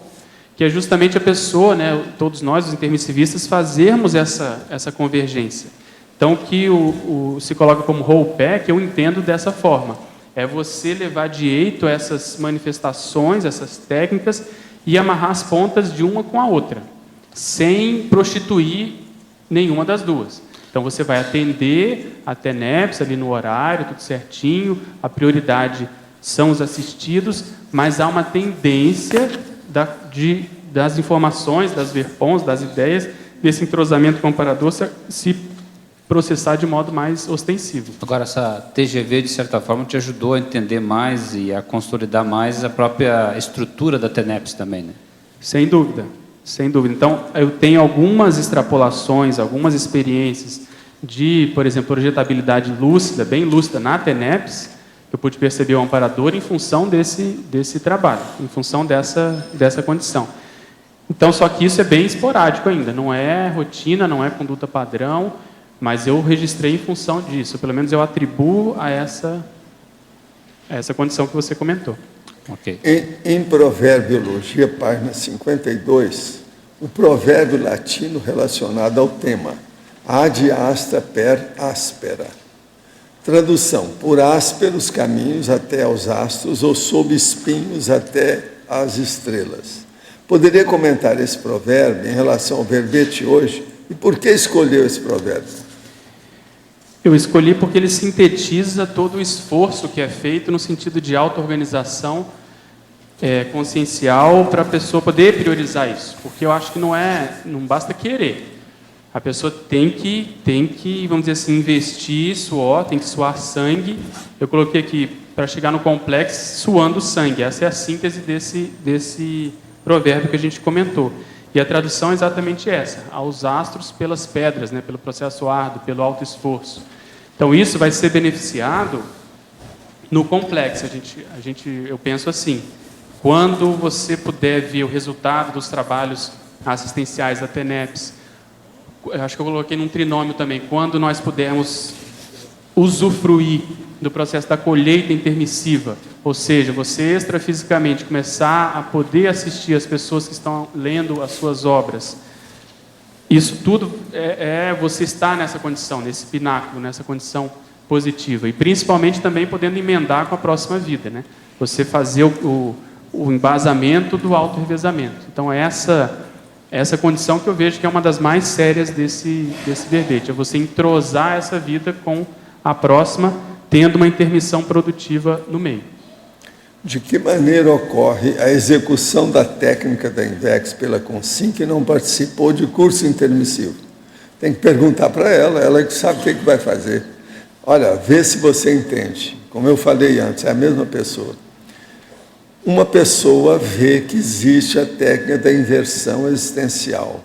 Não interessa qual é a bagagem intelectual ou experiencial, evolutiva dessa pessoa.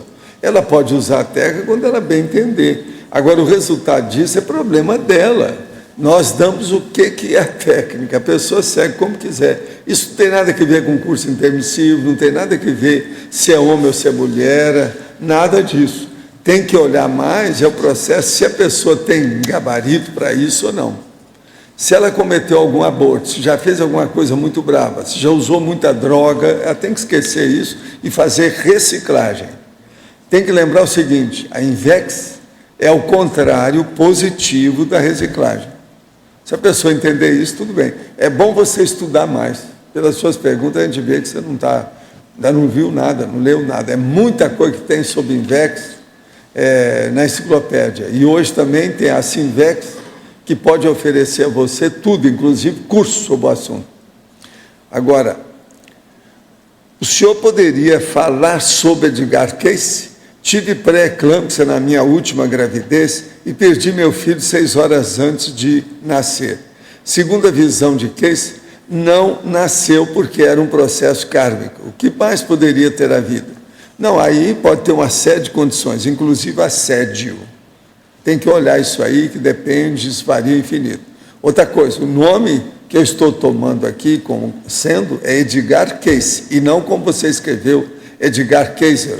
Não existe esse nome, não. O que eu conheço é o Cayce. Tem até uma série de coisas. Esse homem era um parapsíquico poderoso e fez muita coisa nesse sentido. Pode ser que seja isso. Agora, Edgar Kaiser, que você está falando, eu não sei o que é. Se for outro, eu não sei o que é. Agora, estou falando sobre o tema do ponto de vista que eu interpretei. O senhor comentou semana passada que até os animais possuem parapsiquismo e deu exemplo do cavalo. Recentemente, um povo alemão previu o ganhador de jogos na Copa do Mundo 2010. Nos estudos que fez sobre essa condição, verificou o parapsiquismo de animais aquáticos, por exemplo, o golfinho. Poderia comentar algo sobre o parapsiquismo dos animais aquáticos? Olha, eu andei estudando o processo de golfinho, lá o processo lá em San Diego, no SeaWorld. Eu tive lá uma boa temporada vendo as coisas, conversando com o povo, examinando as coisas de perto. Tudo isso é possível. Agora, hoje, a melhor orientação que se tem é o estudo da psicologia humana junto com a psicologia subhumana e fazer, quando for possível, a interação telepática entre você e os animais. Isso aí hoje já tem gente fazendo pesquisa nesse sentido. O processo é pesquisar na internet e por aí afora para ver como é que é. Outra coisa, existe uma série de livros, inclusive tem aí na holoteca, sobre esse problema de parapsiquismo nos animais subhumanos. Eu lembraria principalmente um livro que é raro, que é do Sebério, lá da Argentina, que ele andou estudando os chakras dos animais.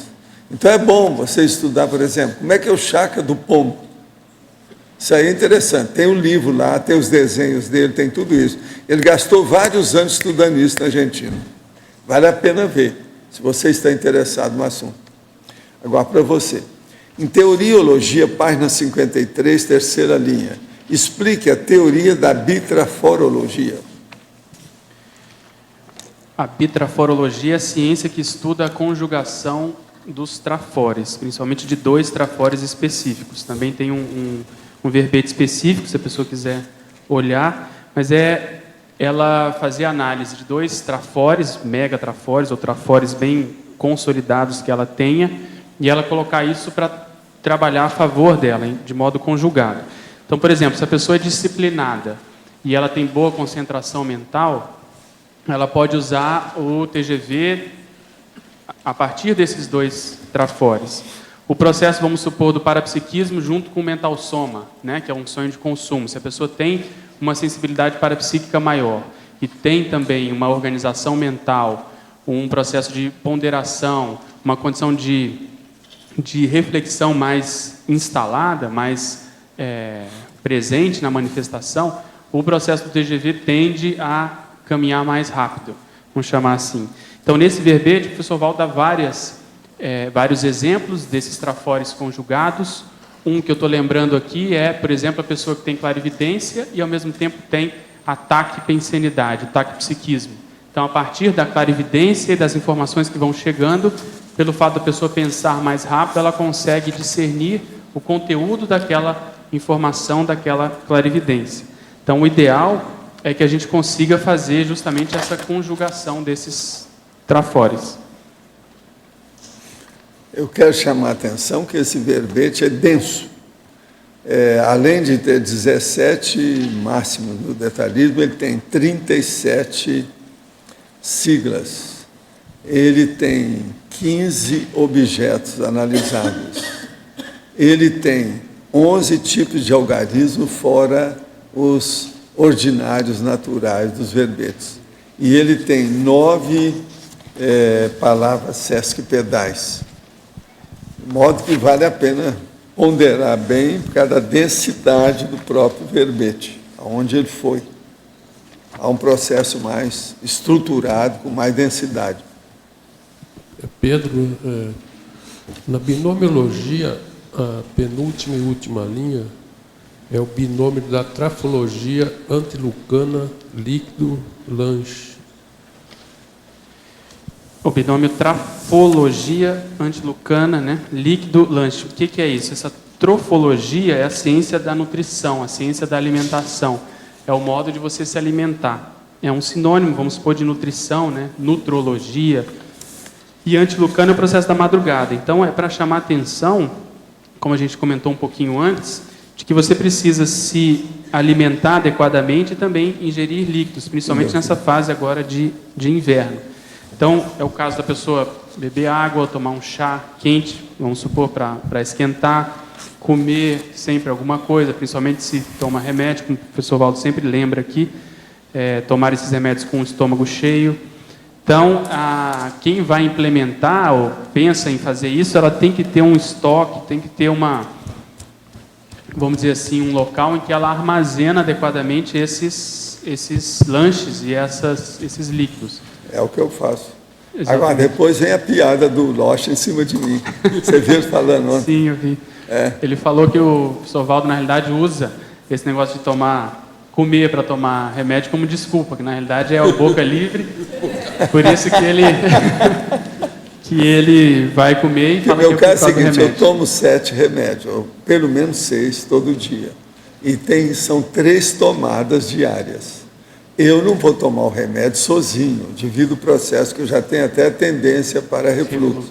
Então eu tenho que tomar alguma coisa embasando o remédio, alguma comida. Exatamente. Então eu sou obrigado a comer 3 vezes por dia, não tem saída. E outra coisa, são 3 tipos de comida cada vez. Exatamente. Para poder tomar as 3 tomadas de remédio, entende como é que é? São 9 tomadas que eu tenho por dia, 6 a 7 remédios. Tem que ser coordenado. Agora, ele faz a anedota dele baseada nos fatos. Até um certo ponto. Mecanismo de defesa dele. Entende? Ele está se defendendo com a boca livre. Ontem, na fundação da 9C, a gente viu. Pois lá na Reconsciência. É revanchismo que chama. Revanchismo, ela lembrou bem. Ele tem uma certa tendência para o princípio italiano. Em cima dessa questão. Pode falar que ele não está aqui. Em cima dessa questão, eu queria que se aprofundasse esse líquido lanche. O que se pode tomar em termos de líquido e comer lanche aqui? O líquido mais é água ou chá. Porque a água é a sua saúde. por exemplo, o lanche café, leve, né? se Deve você ser. usar o café, você vai interferir muito, pelo menos na minha opinião, no processo da fisiologia. Então você vai ficar dependente, por exemplo, a pessoa acorda, está com sono, ela quer acordar, toma café. Então ela vai começar a ficar dependente da cafeína para ela poder ficar de madrugada. É totalmente nosográfico isso, nosológico. Ela vai criar um problemão para ela. É a mesma forma que os estudantes usam, às vezes, guaraná, energético, né? Guaraná em pó. Então essa condição tem que ser olhada Uma com calma. saída que eu tenho aí, quando eu preciso tomar uma coisa quente, eu tomo chá de boldo. O chá de boldo. De madrugada, por exemplo, é uma saída. Quando está muito frio. E outra coisa, não tem açúcar, não. É só o boldo comum. Um dos só melhores usando. é chamado boldo do Chile. Boldo do Chile, um verdinho. Pedro, Agora, esse lanche, só a última coisa, esse lanche leve, né? É um desjejum leve. Até porque depois, no meu caso, por exemplo, eu vou para a TENEPS, não devo comer muito, porque senão isso vai atrapalhar o trabalho. Então, normalmente é uma broa, uma barrinha, uma coisa mais assim, um pão. A broa é broa de milho, do mufato. Eu sou copião. Ele está copiando. Entrão, coisa abelhudo. minha. Na minha terra, a broa também é Intrometido. de milho. Pedro, na página 53, na códigologia, o primeiro código ali, você podia ampliar ele explicando como é que você faz essa mensuração, né, dessa autoprodometria do parapsiquismo interassistencial relacionado com o CPC? Como é que você faz isso na prática? Assim, Aqui no caso é o seguinte, no meu CPC tem já há muito tempo essa condição da GESCOM, tá certo? De implementar uma rotina produtiva. Então isso, eu vou regulando isso pelos resultados. Então, vamos supor quantos verbetes eu fiz, quantos artigos. Recentemente eu fiz algumas resenhas também, que deve sair daqui a um tempo. Tá. Então, você tem que usar um processo prático, um processo palpável, algo pragmático para você não se enrolar. Entendi. E outra coisa no meu caso lá, eu anoto quantos dias eu consegui fazer a técnica, quantos dias que eu consegui, vamos dizer assim, fazer o TGV caminhar, tá certo? Agora, a resenha você já fez quantas? 3. Acho que vão sair 2 e tem mais uma. Isso no ano passado. Então, essa condição é que eu uso muito essa vamos dizer assim, essas as variáveis. publicações, de modo geral, né? Por exemplo, uma delas foi daquele livro lá do nosso amigo Caso Dreyfus, do Bredan. Então, é um livro bem grosso, deu muito trabalho, ficou grande a resenha e tal, mas pelo menos foi interessante porque eu tive muita afinidade também com o assunto.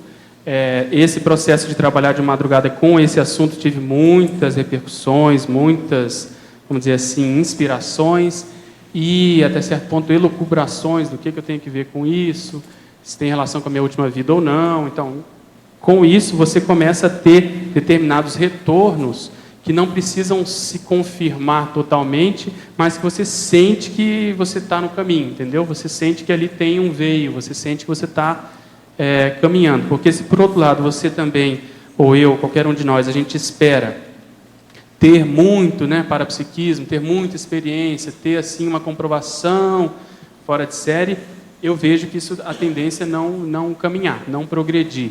Então, você tem que ir sabendo ler essas informações que os amparadores vão mostrando. Essa que é a ideia. Então, a partir disso é que eu vou também, mais uma vez, procurando casar aquilo que eu coloco no meu CPC, e eu costumo eu tenho uma folha que eu faço uma síntese do meu cotidiano, e atrás dela eu coloco as principais cláusulas aqui do meu CPC. Então, aqui, com isso, em qualquer hora, eu posso acessar o que eu não devo fazer, o que eu tenho que ver em primeiro lugar e tal, o que eu sou responsável. Então, eu tenho aqui a síntese, vamos supor, do meu CPC, e no laptop isso está mais destrinchado e, até certo ponto, assim, mais explícito dos casos, da onde que eu comi bola, da onde que eu caí de 4 de novo, entende? Então, a partir disso, eu vou vendo se eu estou caminhando ou não. Agora, não me considero exemplo nisso ainda. Eu ainda sou muito, como eu comentei, dispersivo, meu trabalho ainda demanda muita coisa, eu me considero uma pessoa não tão organizada assim. Lembrando que o professor Valdo falou, o Everton para mim é um modelo, porque eu vejo a quantidade de coisas grandes e profundas e macro e mega que ele faz, e ele se mantém ali com temperamento zen, muito, vamos dizer, pacífico e organizado. Então, é um modelo, realmente, a gente falou de imitação evolutiva, esse é um exemplo. Legal, obrigado. Pedro,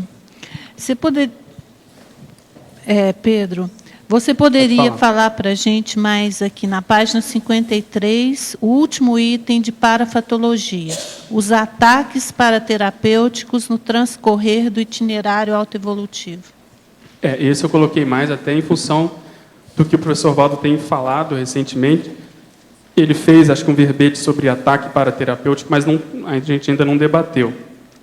Eu vou falar a ideia, se o professor Valdo quiser complementar, mas o processo durante o trabalho intelectual, em função das evocações, em função das demandas assistenciais, em função do próprio trabalho dos amparadores, muitas vezes eles trazem determinadas consegues para serem atendidas, no caso aí são mega assediadores, e funciona como se fosse um ataque, mas que ao mesmo tempo esse ataque vai ser revertido em um processo terapêutico. Então, em função das energias, no caso ali do EPICOM, da pessoa que está escrevendo, no caso do professor Valdo, esse processo mais denso da ectoplasmia, da ectoplastia, isso ajuda a atender, a acalmar, a assistir essas consciências, e os amparadores, então, encaminham. Eu coloquei aqui para não ficar faltando essa informação, porque ela tem muito a ver com esse trabalho intelectual. Você está trabalhando, de repente você acessa um determinado tema e determinadas consciências podem não gostar do que você está pensando, pensionizando, ou que você está escrevendo, querem vir contra essa informação. Então é aí que os amparadores usam isso para escalas e poder fazer assistência. Né? Agora, o problema muito sério é o seguinte, até lá, pelo nível do evoluciólogo, nós temos que pesquisar o seguinte: você é assediado e você é vítima, ou você é assediado e você é assistente? Então, veja, os assistentes são assediados para implementar a sua assistência. Sim. Eu sou assediado, já falei aqui que eu sou o mais assediado do povo todo que tem aqui. Uhum. Só que tem que isso não dá muito problema para mim, não. Entende? Aí é que eu xizo. Então, eu sou assistente dentro do meu assédio. A vulnerabilidade. Quem é aqui que é assistente dentro do seu assédio? Vocês sempre são assediados dentro do seu assédio? Ou já são assistentes? Então, vamos pensar nisso. A maioria aqui está virando. Vocês estão naquele processo da gravitação. Uhum. Você está entendendo? Mudar do assediado para o assediado assistente. Esse aqui precisa a gente entender isso aí bem. E a turma, vocês todos estão nessa fase de transição. Alguns já conseguem sair bem disso aí. Uhum. Agora, outra coisa, para sair bem disso, quanto mais você observar os detalhes do parapsiquismo, melhor. Uhum. Você vai ver o que é que se passa com você. O detalhe do parapsiquismo esclarece isso. Uhum. Eu vejo que na madrugada, como aquilo está numa pacificidade, tranquilidade, daí a pouco você vê que entrou alguma coisa, né? Mudou. Não, e de madrugada é o seguinte, o campo está limpo. Se aparecer um micróbio no ar, você vê. Uhum. Entende como é que é? Um germezinho, você já sabe. Pedro, agora, tá bom, esse é o motivo que eu falo para colocar todo o processo do trabalho da pessoa branco. Porque qualquer coisa escura que aparecer diferente, você já vai ver o que é. Pedro, aqui na página 54, enumerologia, podia aprofundar? Enumerologia? Numerologia. Então vamos ler aqui a diligência interassistencial, a exação intelectiva, a instantaneidade parapsíquica, o estugar tarístico, a lepidez heurística, o XPAR mental somático e a aceleração evolutiva. A ideia é sempre dar uma conotação de velocidade e, ao mesmo tempo, um contraponto com um processo, seja interassistencial, intelectivo, parapsíquico. Então, o processo de diligência é você ter essa vamos dizer assim, você ter essa celeridade, você ter essa prontidão em termos assistenciais, como, por exemplo, nesse caso que a gente estava citando do para-ataque. A exação é uma palavra que tem várias acepções, mas a gente pegou a acepção de alta exigência, aperfeiçoamento, apuro. É você, por exemplo, fazer algo com capricho, de modo pontual, que é típico do caso aqui do TGV. Então, o questionamento aqui seria, nós estamos em dia com o processo intelectual, o processo da Mega GESCOM? A condição que o professor Val também cita muito da instantaneidade parapsíquica, uma hora está tudo tranquilo, daí a pouco vem uma ideia e muda completamente o campo, vem uma consciência e também faz essa mudança. O Stugar é a mesma ideia, só que com o processo da Tares. A lepidez também tem um duplo sentido, tanto de agilidade como também de jovialidade. Então, a Verpon, ela tem essa característica, muitas vezes, de fazer você pensar, muitas vezes fazer você sorrir, como se você rejuvenescesse ou tivesse essa jovialidade intelectual. O X-par mental somático também, que é essa da faísca, de você, às vezes, na Verpon, é quando você consegue completar o circuito, né, fazer uma neosinapse, também tem um verbete que fala um pouco sobre isso, e fechando que isso tudo vai combinar com a aceleração evolutiva. Então, a ideia foi fazer assim, um jogo de palavras com o processo do TGV, que é você ter assim, um caminhar mais rápido, com o processo de instantaneidade, principalmente em função do processo parapsíquico e neo-verpônico, né? Neo-verponológico. Ok? Não sei se eu atendi. Aqui na técnica também, no item GESCOM, página 55, tem um erro de grafia aqui. Você podia ver qual é a grafia correta? GESCOM. As sessões intelectuais assistenciais, é isso? Eu tinha colocado as sessões intelecto-assistenciais, mas o pessoal achou melhor separar e ficou as sessões intelectuais e assistenciais. Embaixo a mesma coisa, as sessões heurísticas, está faltando um S também, e assistenciais. E na TENEPS, as sessões energéticas e assistenciais. Eu tinha tirado isso do manual da TENEPS, que o professor Waldo comenta as sessões energético-assistenciais. Eu tinha juntado energo-assistenciais, que tinha feito nos 3, mas aqui ficou mais didático. Excelente, obrigado. Pedro, na 53, parafatologia, na 5ª linha, eu queria que você falasse um pouquinho do papel primordial do amparador de função na coordenação extrafísica dos trabalhos do TGV, no sentido assim, como que você lida com essa flexibilidade de não estar no controle desse processo? Olha, eu acho até que eu lido bem. Como eu comentei, eu procuro não ser assim, não querer saber muito, não querer ter experiências. Isso desde que na minha adolescência eu percebi isso. Quanto menos eu queria, mais eu percebia. Então até hoje eu comento muito isso nos cursos que eu dou, nos SCP-2, que parece que é um paradoxo. Quanto mais eu me restringo, mais eu me detenho ao processo que está acontecendo ali no momento, assistencial, seja de energização, seja alguma condição da própria TENEPS, paradoxalmente ou paralelamente, é como se viesse aquele látero pensene, você começa a perceber, suas percepções se expandem e você começa a perceber mais. Então, eu penso que o amparador, ele já sabendo do meu jeito, isso acontece com todos nós, ele já vai, vamos dizer assim, trabalhar com isso, nesse sentido. Então, o que eu pude perceber, por exemplo, no caso da TENEPS, é que é um homem muito sério, muito, vamos dizer assim...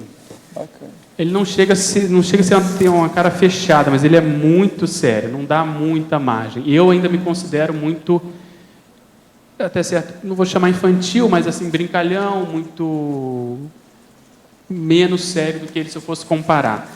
Então, quando eu estou na TENEPS ou quando eu estou em algum trabalho que eu percebo a presença dele, a minha primeira tendência é ficar mais sério. Então, se eu pudesse sintetizar um aspecto dessa consciência, seria isso, mas ao mesmo tempo compreensivo nessa condição do dia a dia, das demandas do meu próprio trabalho, principalmente quando eu conseguir conciliar, ainda não considero ideal, mas aquilo que eu faço na medicina, com o processo todo parapsíquico que eu eventualmente percebo lá, com o processo do voluntariado, de docência, da TENEPS. Então, eu acho que o ideal é isso, é você respeitar primeiro o seu jeito de ser, procurando realmente mudar, melhorar, vendo seus trafares e saber tirar partido dessa condição, porque muitas vezes, ao identificar um trafar, ao querer mudar alguma coisa, a gente se assedia. Você fica contra você mesmo. Então, isso é negativo. Você está virando seu próprio assediador. Então, você compreender e fazer determinadas decisões, né, tomar determinadas decisões de que aquilo não vai mais acontecer, é como o professor Valdo fala, você ser original nos próprios erros. Isso é uma coisa que eu anoto no meu CPC, justamente para evitar isso, para evitar cair em determinadas situações, condições, armadilhas que eventualmente a gente já tenha caído. Mas eu ainda não estou nessa condição, eventualmente eu me pego ainda cometendo o mesmo erro. Tudo bem? Não sei se atendeu. Por favor, e como se explica ter várias ideias e tudo que faço começa bem, mas quando estou para colher os frutos acontece algo e eu paro. E não por preguiça, mas porque as oportunidades parecem que não acontecem. Sinto a mente confusa e fico aflita. Mesmo sabendo que sou capaz, começo a sentir uma forte sensação de medo e fico insegura. Isso é típico de assédio, né? Você começou um empreendimento, você vai concluir, aquilo vai ajudar as outras pessoas, vai ter determinados frutos, você vai se fortalecer ainda mais. Aí vem a turma do contra e faz pressão, você fica pusilânime, covarde, abre, vamos dizer assim, a guarda, e aí a coisa não se concretiza. Então, o ideal é você trabalhar mais com as energias, principalmente quando você se for um processo intelectual que você está falando, você exteriorizar bem energias, fazer o estado vibracional, ficar confiante e, vamos dizer assim, fincar o pé. Enquanto eu não publicar, ou enquanto eu não terminar isso aqui, eu não vou arredar o pé.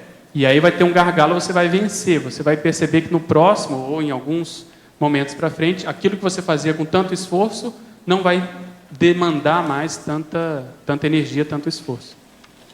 Fiquei surpresa com a sincronicidade do tema deste verbete e a conversa que tive ontem com a minha mãe. Ela me dizia que era o momento certo de pegar o trem, Maria Fumaça. Após assistir a tertúlia, esclarecerei que já criaram o TGV evolutivo, que sem dúvida é bem mais veloz. O que seria fundamental para a consciência inversora que decide investir no TGV evolutivo? O ideal seria ter muita calma, paciência, ponderação, beber água fria e planejar. Eu acho que o processo do inversor, um dos trafores, é você fazer aquele max planejamento. Então você tem que conciliar a sua profissão, o seu tempo. O João está lembrando aqui, que senão você vai pegar um trem errado, um trem vamos dizer assim, da doença, um trem que vai para a baratrosfera. Porque imagina você ter uma doença que você vai abreviar a sua vida, você vai minorar a sua qualidade de vida.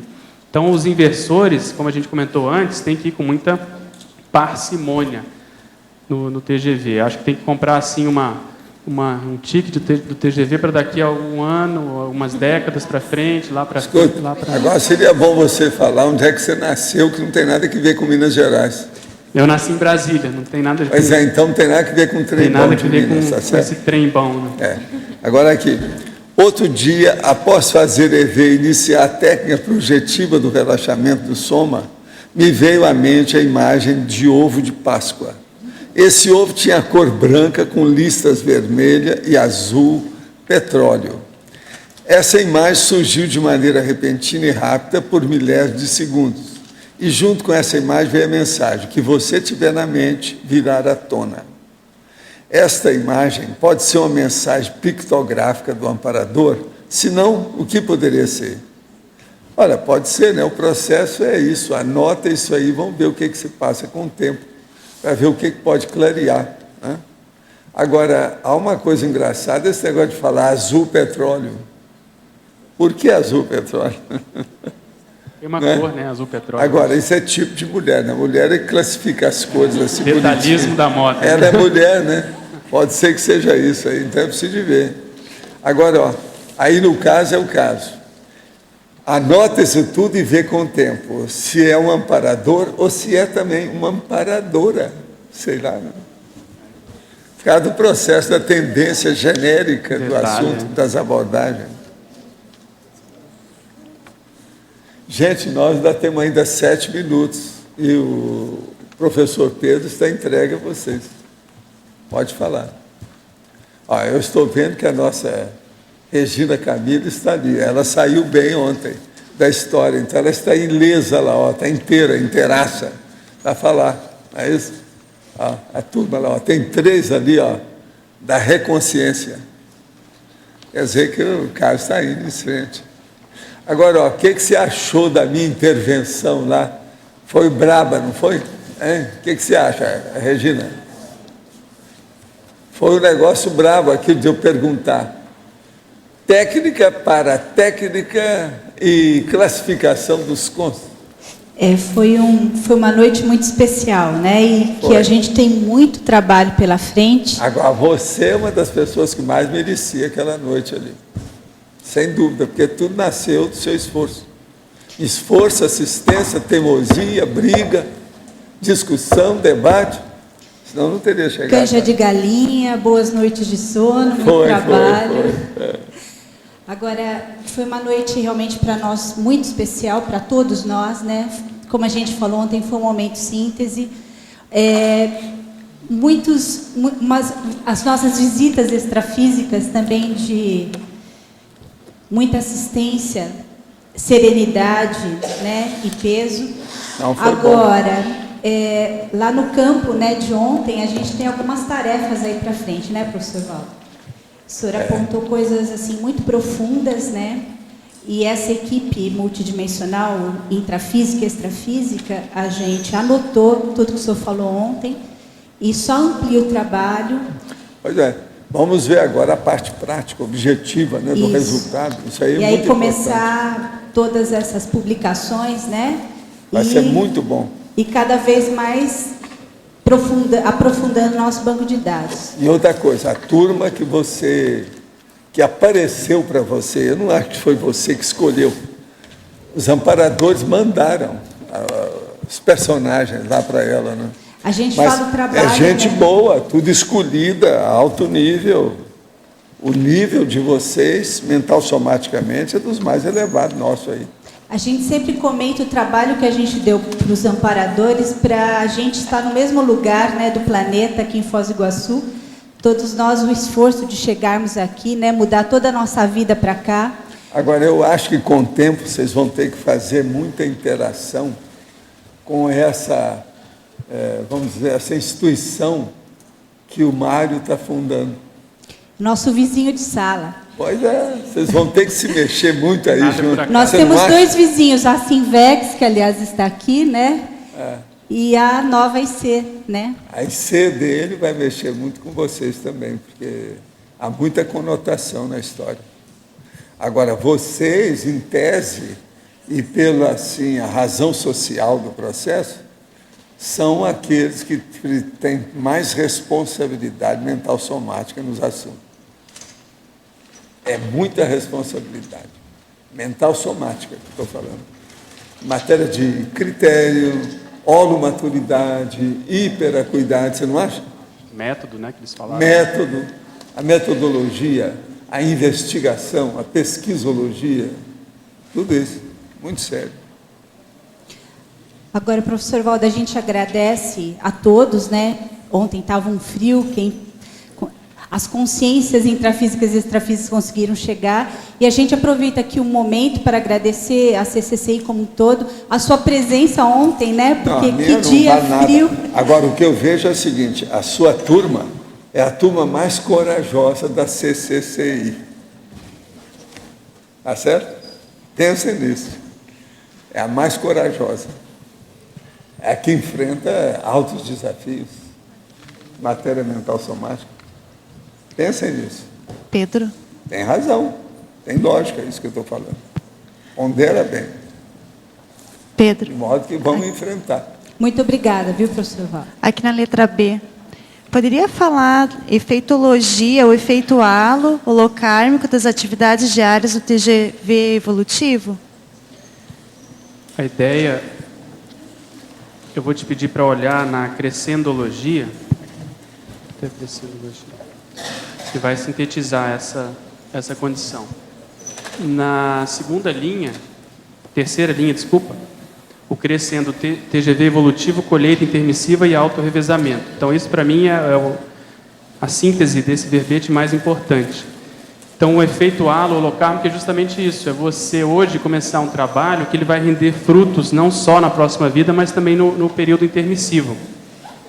Então, como eu comentei, a gente não sabe até que ponto, de modo assim esboçante, de modo inicial, de modo ainda como se fosse um arremedo, a gente começou isso em outras vidas. E você retomando isso hoje, só que com mais qualidade, qualificação, organização, você vai estar dando continuidade a esse processo, qualificando cada vez mais e podendo usufruir disso no futuro. Então, esse crescendo é justamente para na próxima vida a gente poder acessar essas obras que a gente tenha trabalhado aí durante a madrugada. E teria a ver também ao seu entorno, que repercute essa técnica do TGV evolutivo, o que repercute em seu entorno, nas pessoas, no grupo, nos colegas, teria algo a ver? Eu acho que sim, num determinado momento, como a gente comentou no processo grupocármico da família, tem que ver isso de modo prático, pragmático, para a pessoa poder implementar e não atrapalhar o duplista e as pessoas que moram na casa, de modo mais, vamos dizer assim, assistencial nas consciex, que vão ser trazidas na TENEPS, durante esses trabalhos intelectuais da madrugada, como a gente chamou a atenção dos ataques paraterapêuticos. Então, eu acho que essa condição que é coordenada pelos amparadores, ou pelo amparador, mas ali da TENEPS, isso tudo tem uma repercussão holocármica que a gente não tem noção e nem vai ter. Acho que talvez depois da dessoma a gente vai ter uma noção. Mas isso tudo gera repercussões que muitas vezes a gente não traz na linha de conta, não quantifica, não consegue fazer essa quantificação. Tudo bem? Então, acho que isso é o mais sério, acho que isso é o que traz mais repercussão, assim, pelo menos no curto prazo, de modo imediato, que a gente possa chamar a atenção. Ok, obrigada. Pedro, nós te agradecemos muito e esperamos os 101 verbetes próximos e o livro, tá certo? E os nossos comerciais, por favor. Obrigado. Eu agora não vou falar mais os 100 verbetes da pessoa, porque fica parecendo que fica 100 verbetes, então eu vou falar 101. 101 acho melhor. As pontuações de hoje: 132 assinaturas no livro de presença, 14 perguntas presenciais, 19 perguntas online.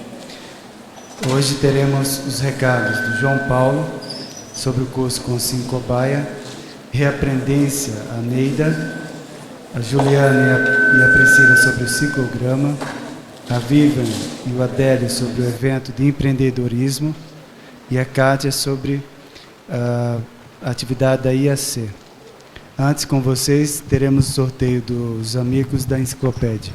Lembramos a todos a necessidade de assinatura do livro de presença, uma vez que o número de verbetes é impresso pela média dos participantes. Então, às vezes, notamos que muitos deixam de assinar o livro. Então, ressaltamos aí a importância desta assinatura. Boa tarde a todos. Hoje é o dia da divulgação do resultado do sorteio mensal do programa Amigos da Enciclopédia. O sorteio refere-se ao mês de junho. Nós temos uma lista aqui atualizada hoje de 383 amigos aqui, tá, em ordem alfabética.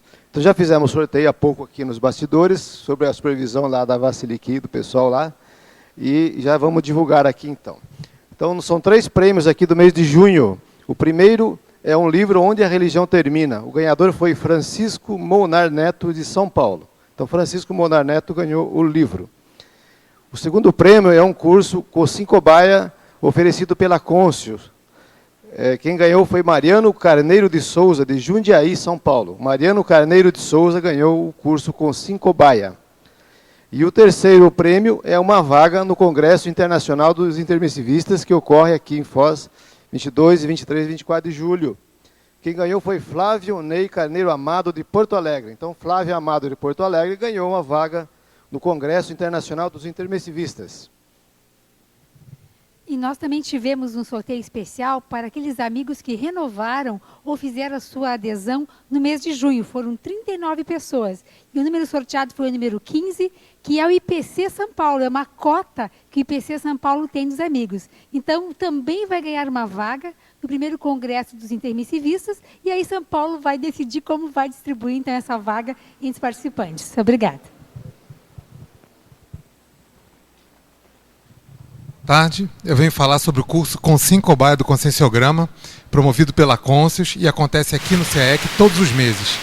O desse mês de julho vai ser agora, na próxima quinta-feira, com início às 3 da tarde. Vai de 3 às 8h30 da tarde. É um curso com 10 vagas, mas com 3 sorteios de Consim-Cobaia, porque cada técnica demora 1 hora. Então, são 3 sorteios, 3 pessoas passam pela técnica diretamente, mas a participação é de todo mundo participa e todo mundo, na verdade, acaba sendo Consim-Cobaia. Então, é um curso muito interassistencial. Quinta-feira começa às 3 da tarde, logo depois da tertúlia, e quem está vindo para a Escola do Parapsiquismo e quiser participar, tem direito ao desconto especial. Mas o curso é aberto para todo mundo que queira participar. As inscrições e maiores informações com qualquer voluntário da Conscius ou na Secretaria e Recepção do CEEC. Obrigado, boa tarde. Boa tarde a todos. Nós gostaríamos só de lembrá-los que hoje iniciou um novo programa do PAI, que houve uma aula inaugural, né, proferido pelo professor João Ricardo Schneider, e o tema é Biografia de Parapsíquicos. Como estava muito frio, contou com poucos presentes, mas houveram mais de 200 acessos online. Nós gostaríamos de lembrar que quem tem interesse em participar deste evento, que ele inicia oficialmente a primeira aula, dia 17 de julho, ainda temos algumas vagas. Então, nós vamos ler várias obras de biografias, a exemplos de Eusápia Paladino, Mirabelle, Blavatsky, Eurípides Barçanufo, Zerigó, entre outros. Então, quem tem interesse, dirija-se à recepção do CAEC pelo telefone 45 3525 2652 ou ainda e-mail pelo e-mail contato@reaprendência.org. Também pode entrar no site www.reaprendência.org. Lembrando que Reaprendência se escreve com T. Estão todos convidados.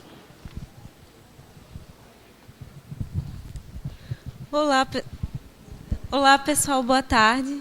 Nós queríamos fazer um convite, principalmente a todos que tenham interesse, de fato, em investir no seu parapsiquismo, a participar do próximo ciclograma, que é um curso em parceria Sinvex, CAEC e Apex.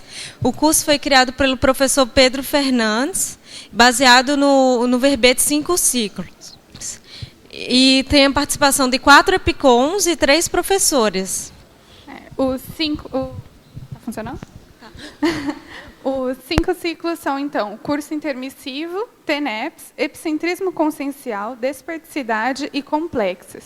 Esse curso ele é um curso bem diferencial, porque vão ocorrer campos bioenergéticos, planilhas também, para planejamento do desenvolvimento do parapsiquismo de forma mais técnica, e também estudos de caso com quem vai estar lá presente. Para fazer a inscrição, pode ser pelo e-mail caec@caec.org, ou mais informações também aqui no CEEC ou nos sites. Só a data que eu não falei, né? Vai ser no dia 18, 19, 20 e 21 de julho. Obrigada. Bom, boa tarde a todos. A Unicim e o Discernimento convidam para vocês poderem participar nos dias 15, 16 e 17 de julho do 2º Encontro de Empreendedorismo da Cognópolis. Este evento, a gente vai discutir o empreendedorismo que ocorre na Cognópolis, trazendo cases de sucesso. Então, a gente vai ter o case da Subway, da Evolui, o case da arquiteta Ângela, da KS Inovação, o trabalho do Márcio e Cícero Schunemann com o PTI. E a gente vai ter uma série de atividades que vão auxiliar a quem quer desenvolver o empreendedorismo a partir de oficinas. A gente vai ter uma oficina de negócio com o Luciano Vicenzi. Nós vamos estar lançando aqui na Cognópolis um espaço empresarial de uso compartilhado, onde quem quer iniciar o seu negócio vai ter a oportunidade de iniciar o negócio a um baixo custo dentro do espaço lá do discernimento. Então, Contamos com a participação de todos, as inscrições serão feitas lá no discernimento. Pessoal, é importante ressaltar aí a importância desse contexto do encontro de empreendedores. Reforçando o Enaltecendo do Empreendedorismo na CCCI, nós vamos estar com a presença do SEBRAE, vamos reforçar lá a possibilidade de fecharmos um Empreendtec, ou com os empreendedores da CCCI, ou com mais empreendedores também. A gerência do PTI Empreendedorismo da incubadora vai estar presente, a diretoria administrativa da CIF. Nós pretendemos também falar mais sobre o Conselho das ECs, Fórum de Empreendedores, uma lista onde a gente possa trocar informações entre empreendedores aqui na CCCI, e também um fórum onde a gente possa dar assessoria ao empreendedor. O empreendedor que está iniciando, ou mesmo que já está implantado há mais tempo, está com dificuldade, a gente pode estar apoiando esse empreendedor também. Contatos direto com o discernimento, 2102-1400. Né? Obrigado. Boa tarde a todos. Para quem gosta de viajar, a IAC programou para esse ano a exploração bioenergética no Havaí.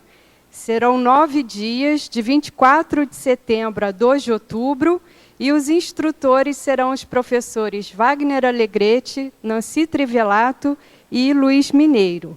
Para mais informações, entre em contato com a IAC Califórnia ou IAC Brasil. Obrigada.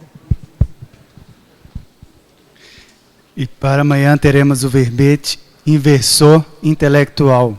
A especialidade em vexometrologia, o autor, o professor Tiago André.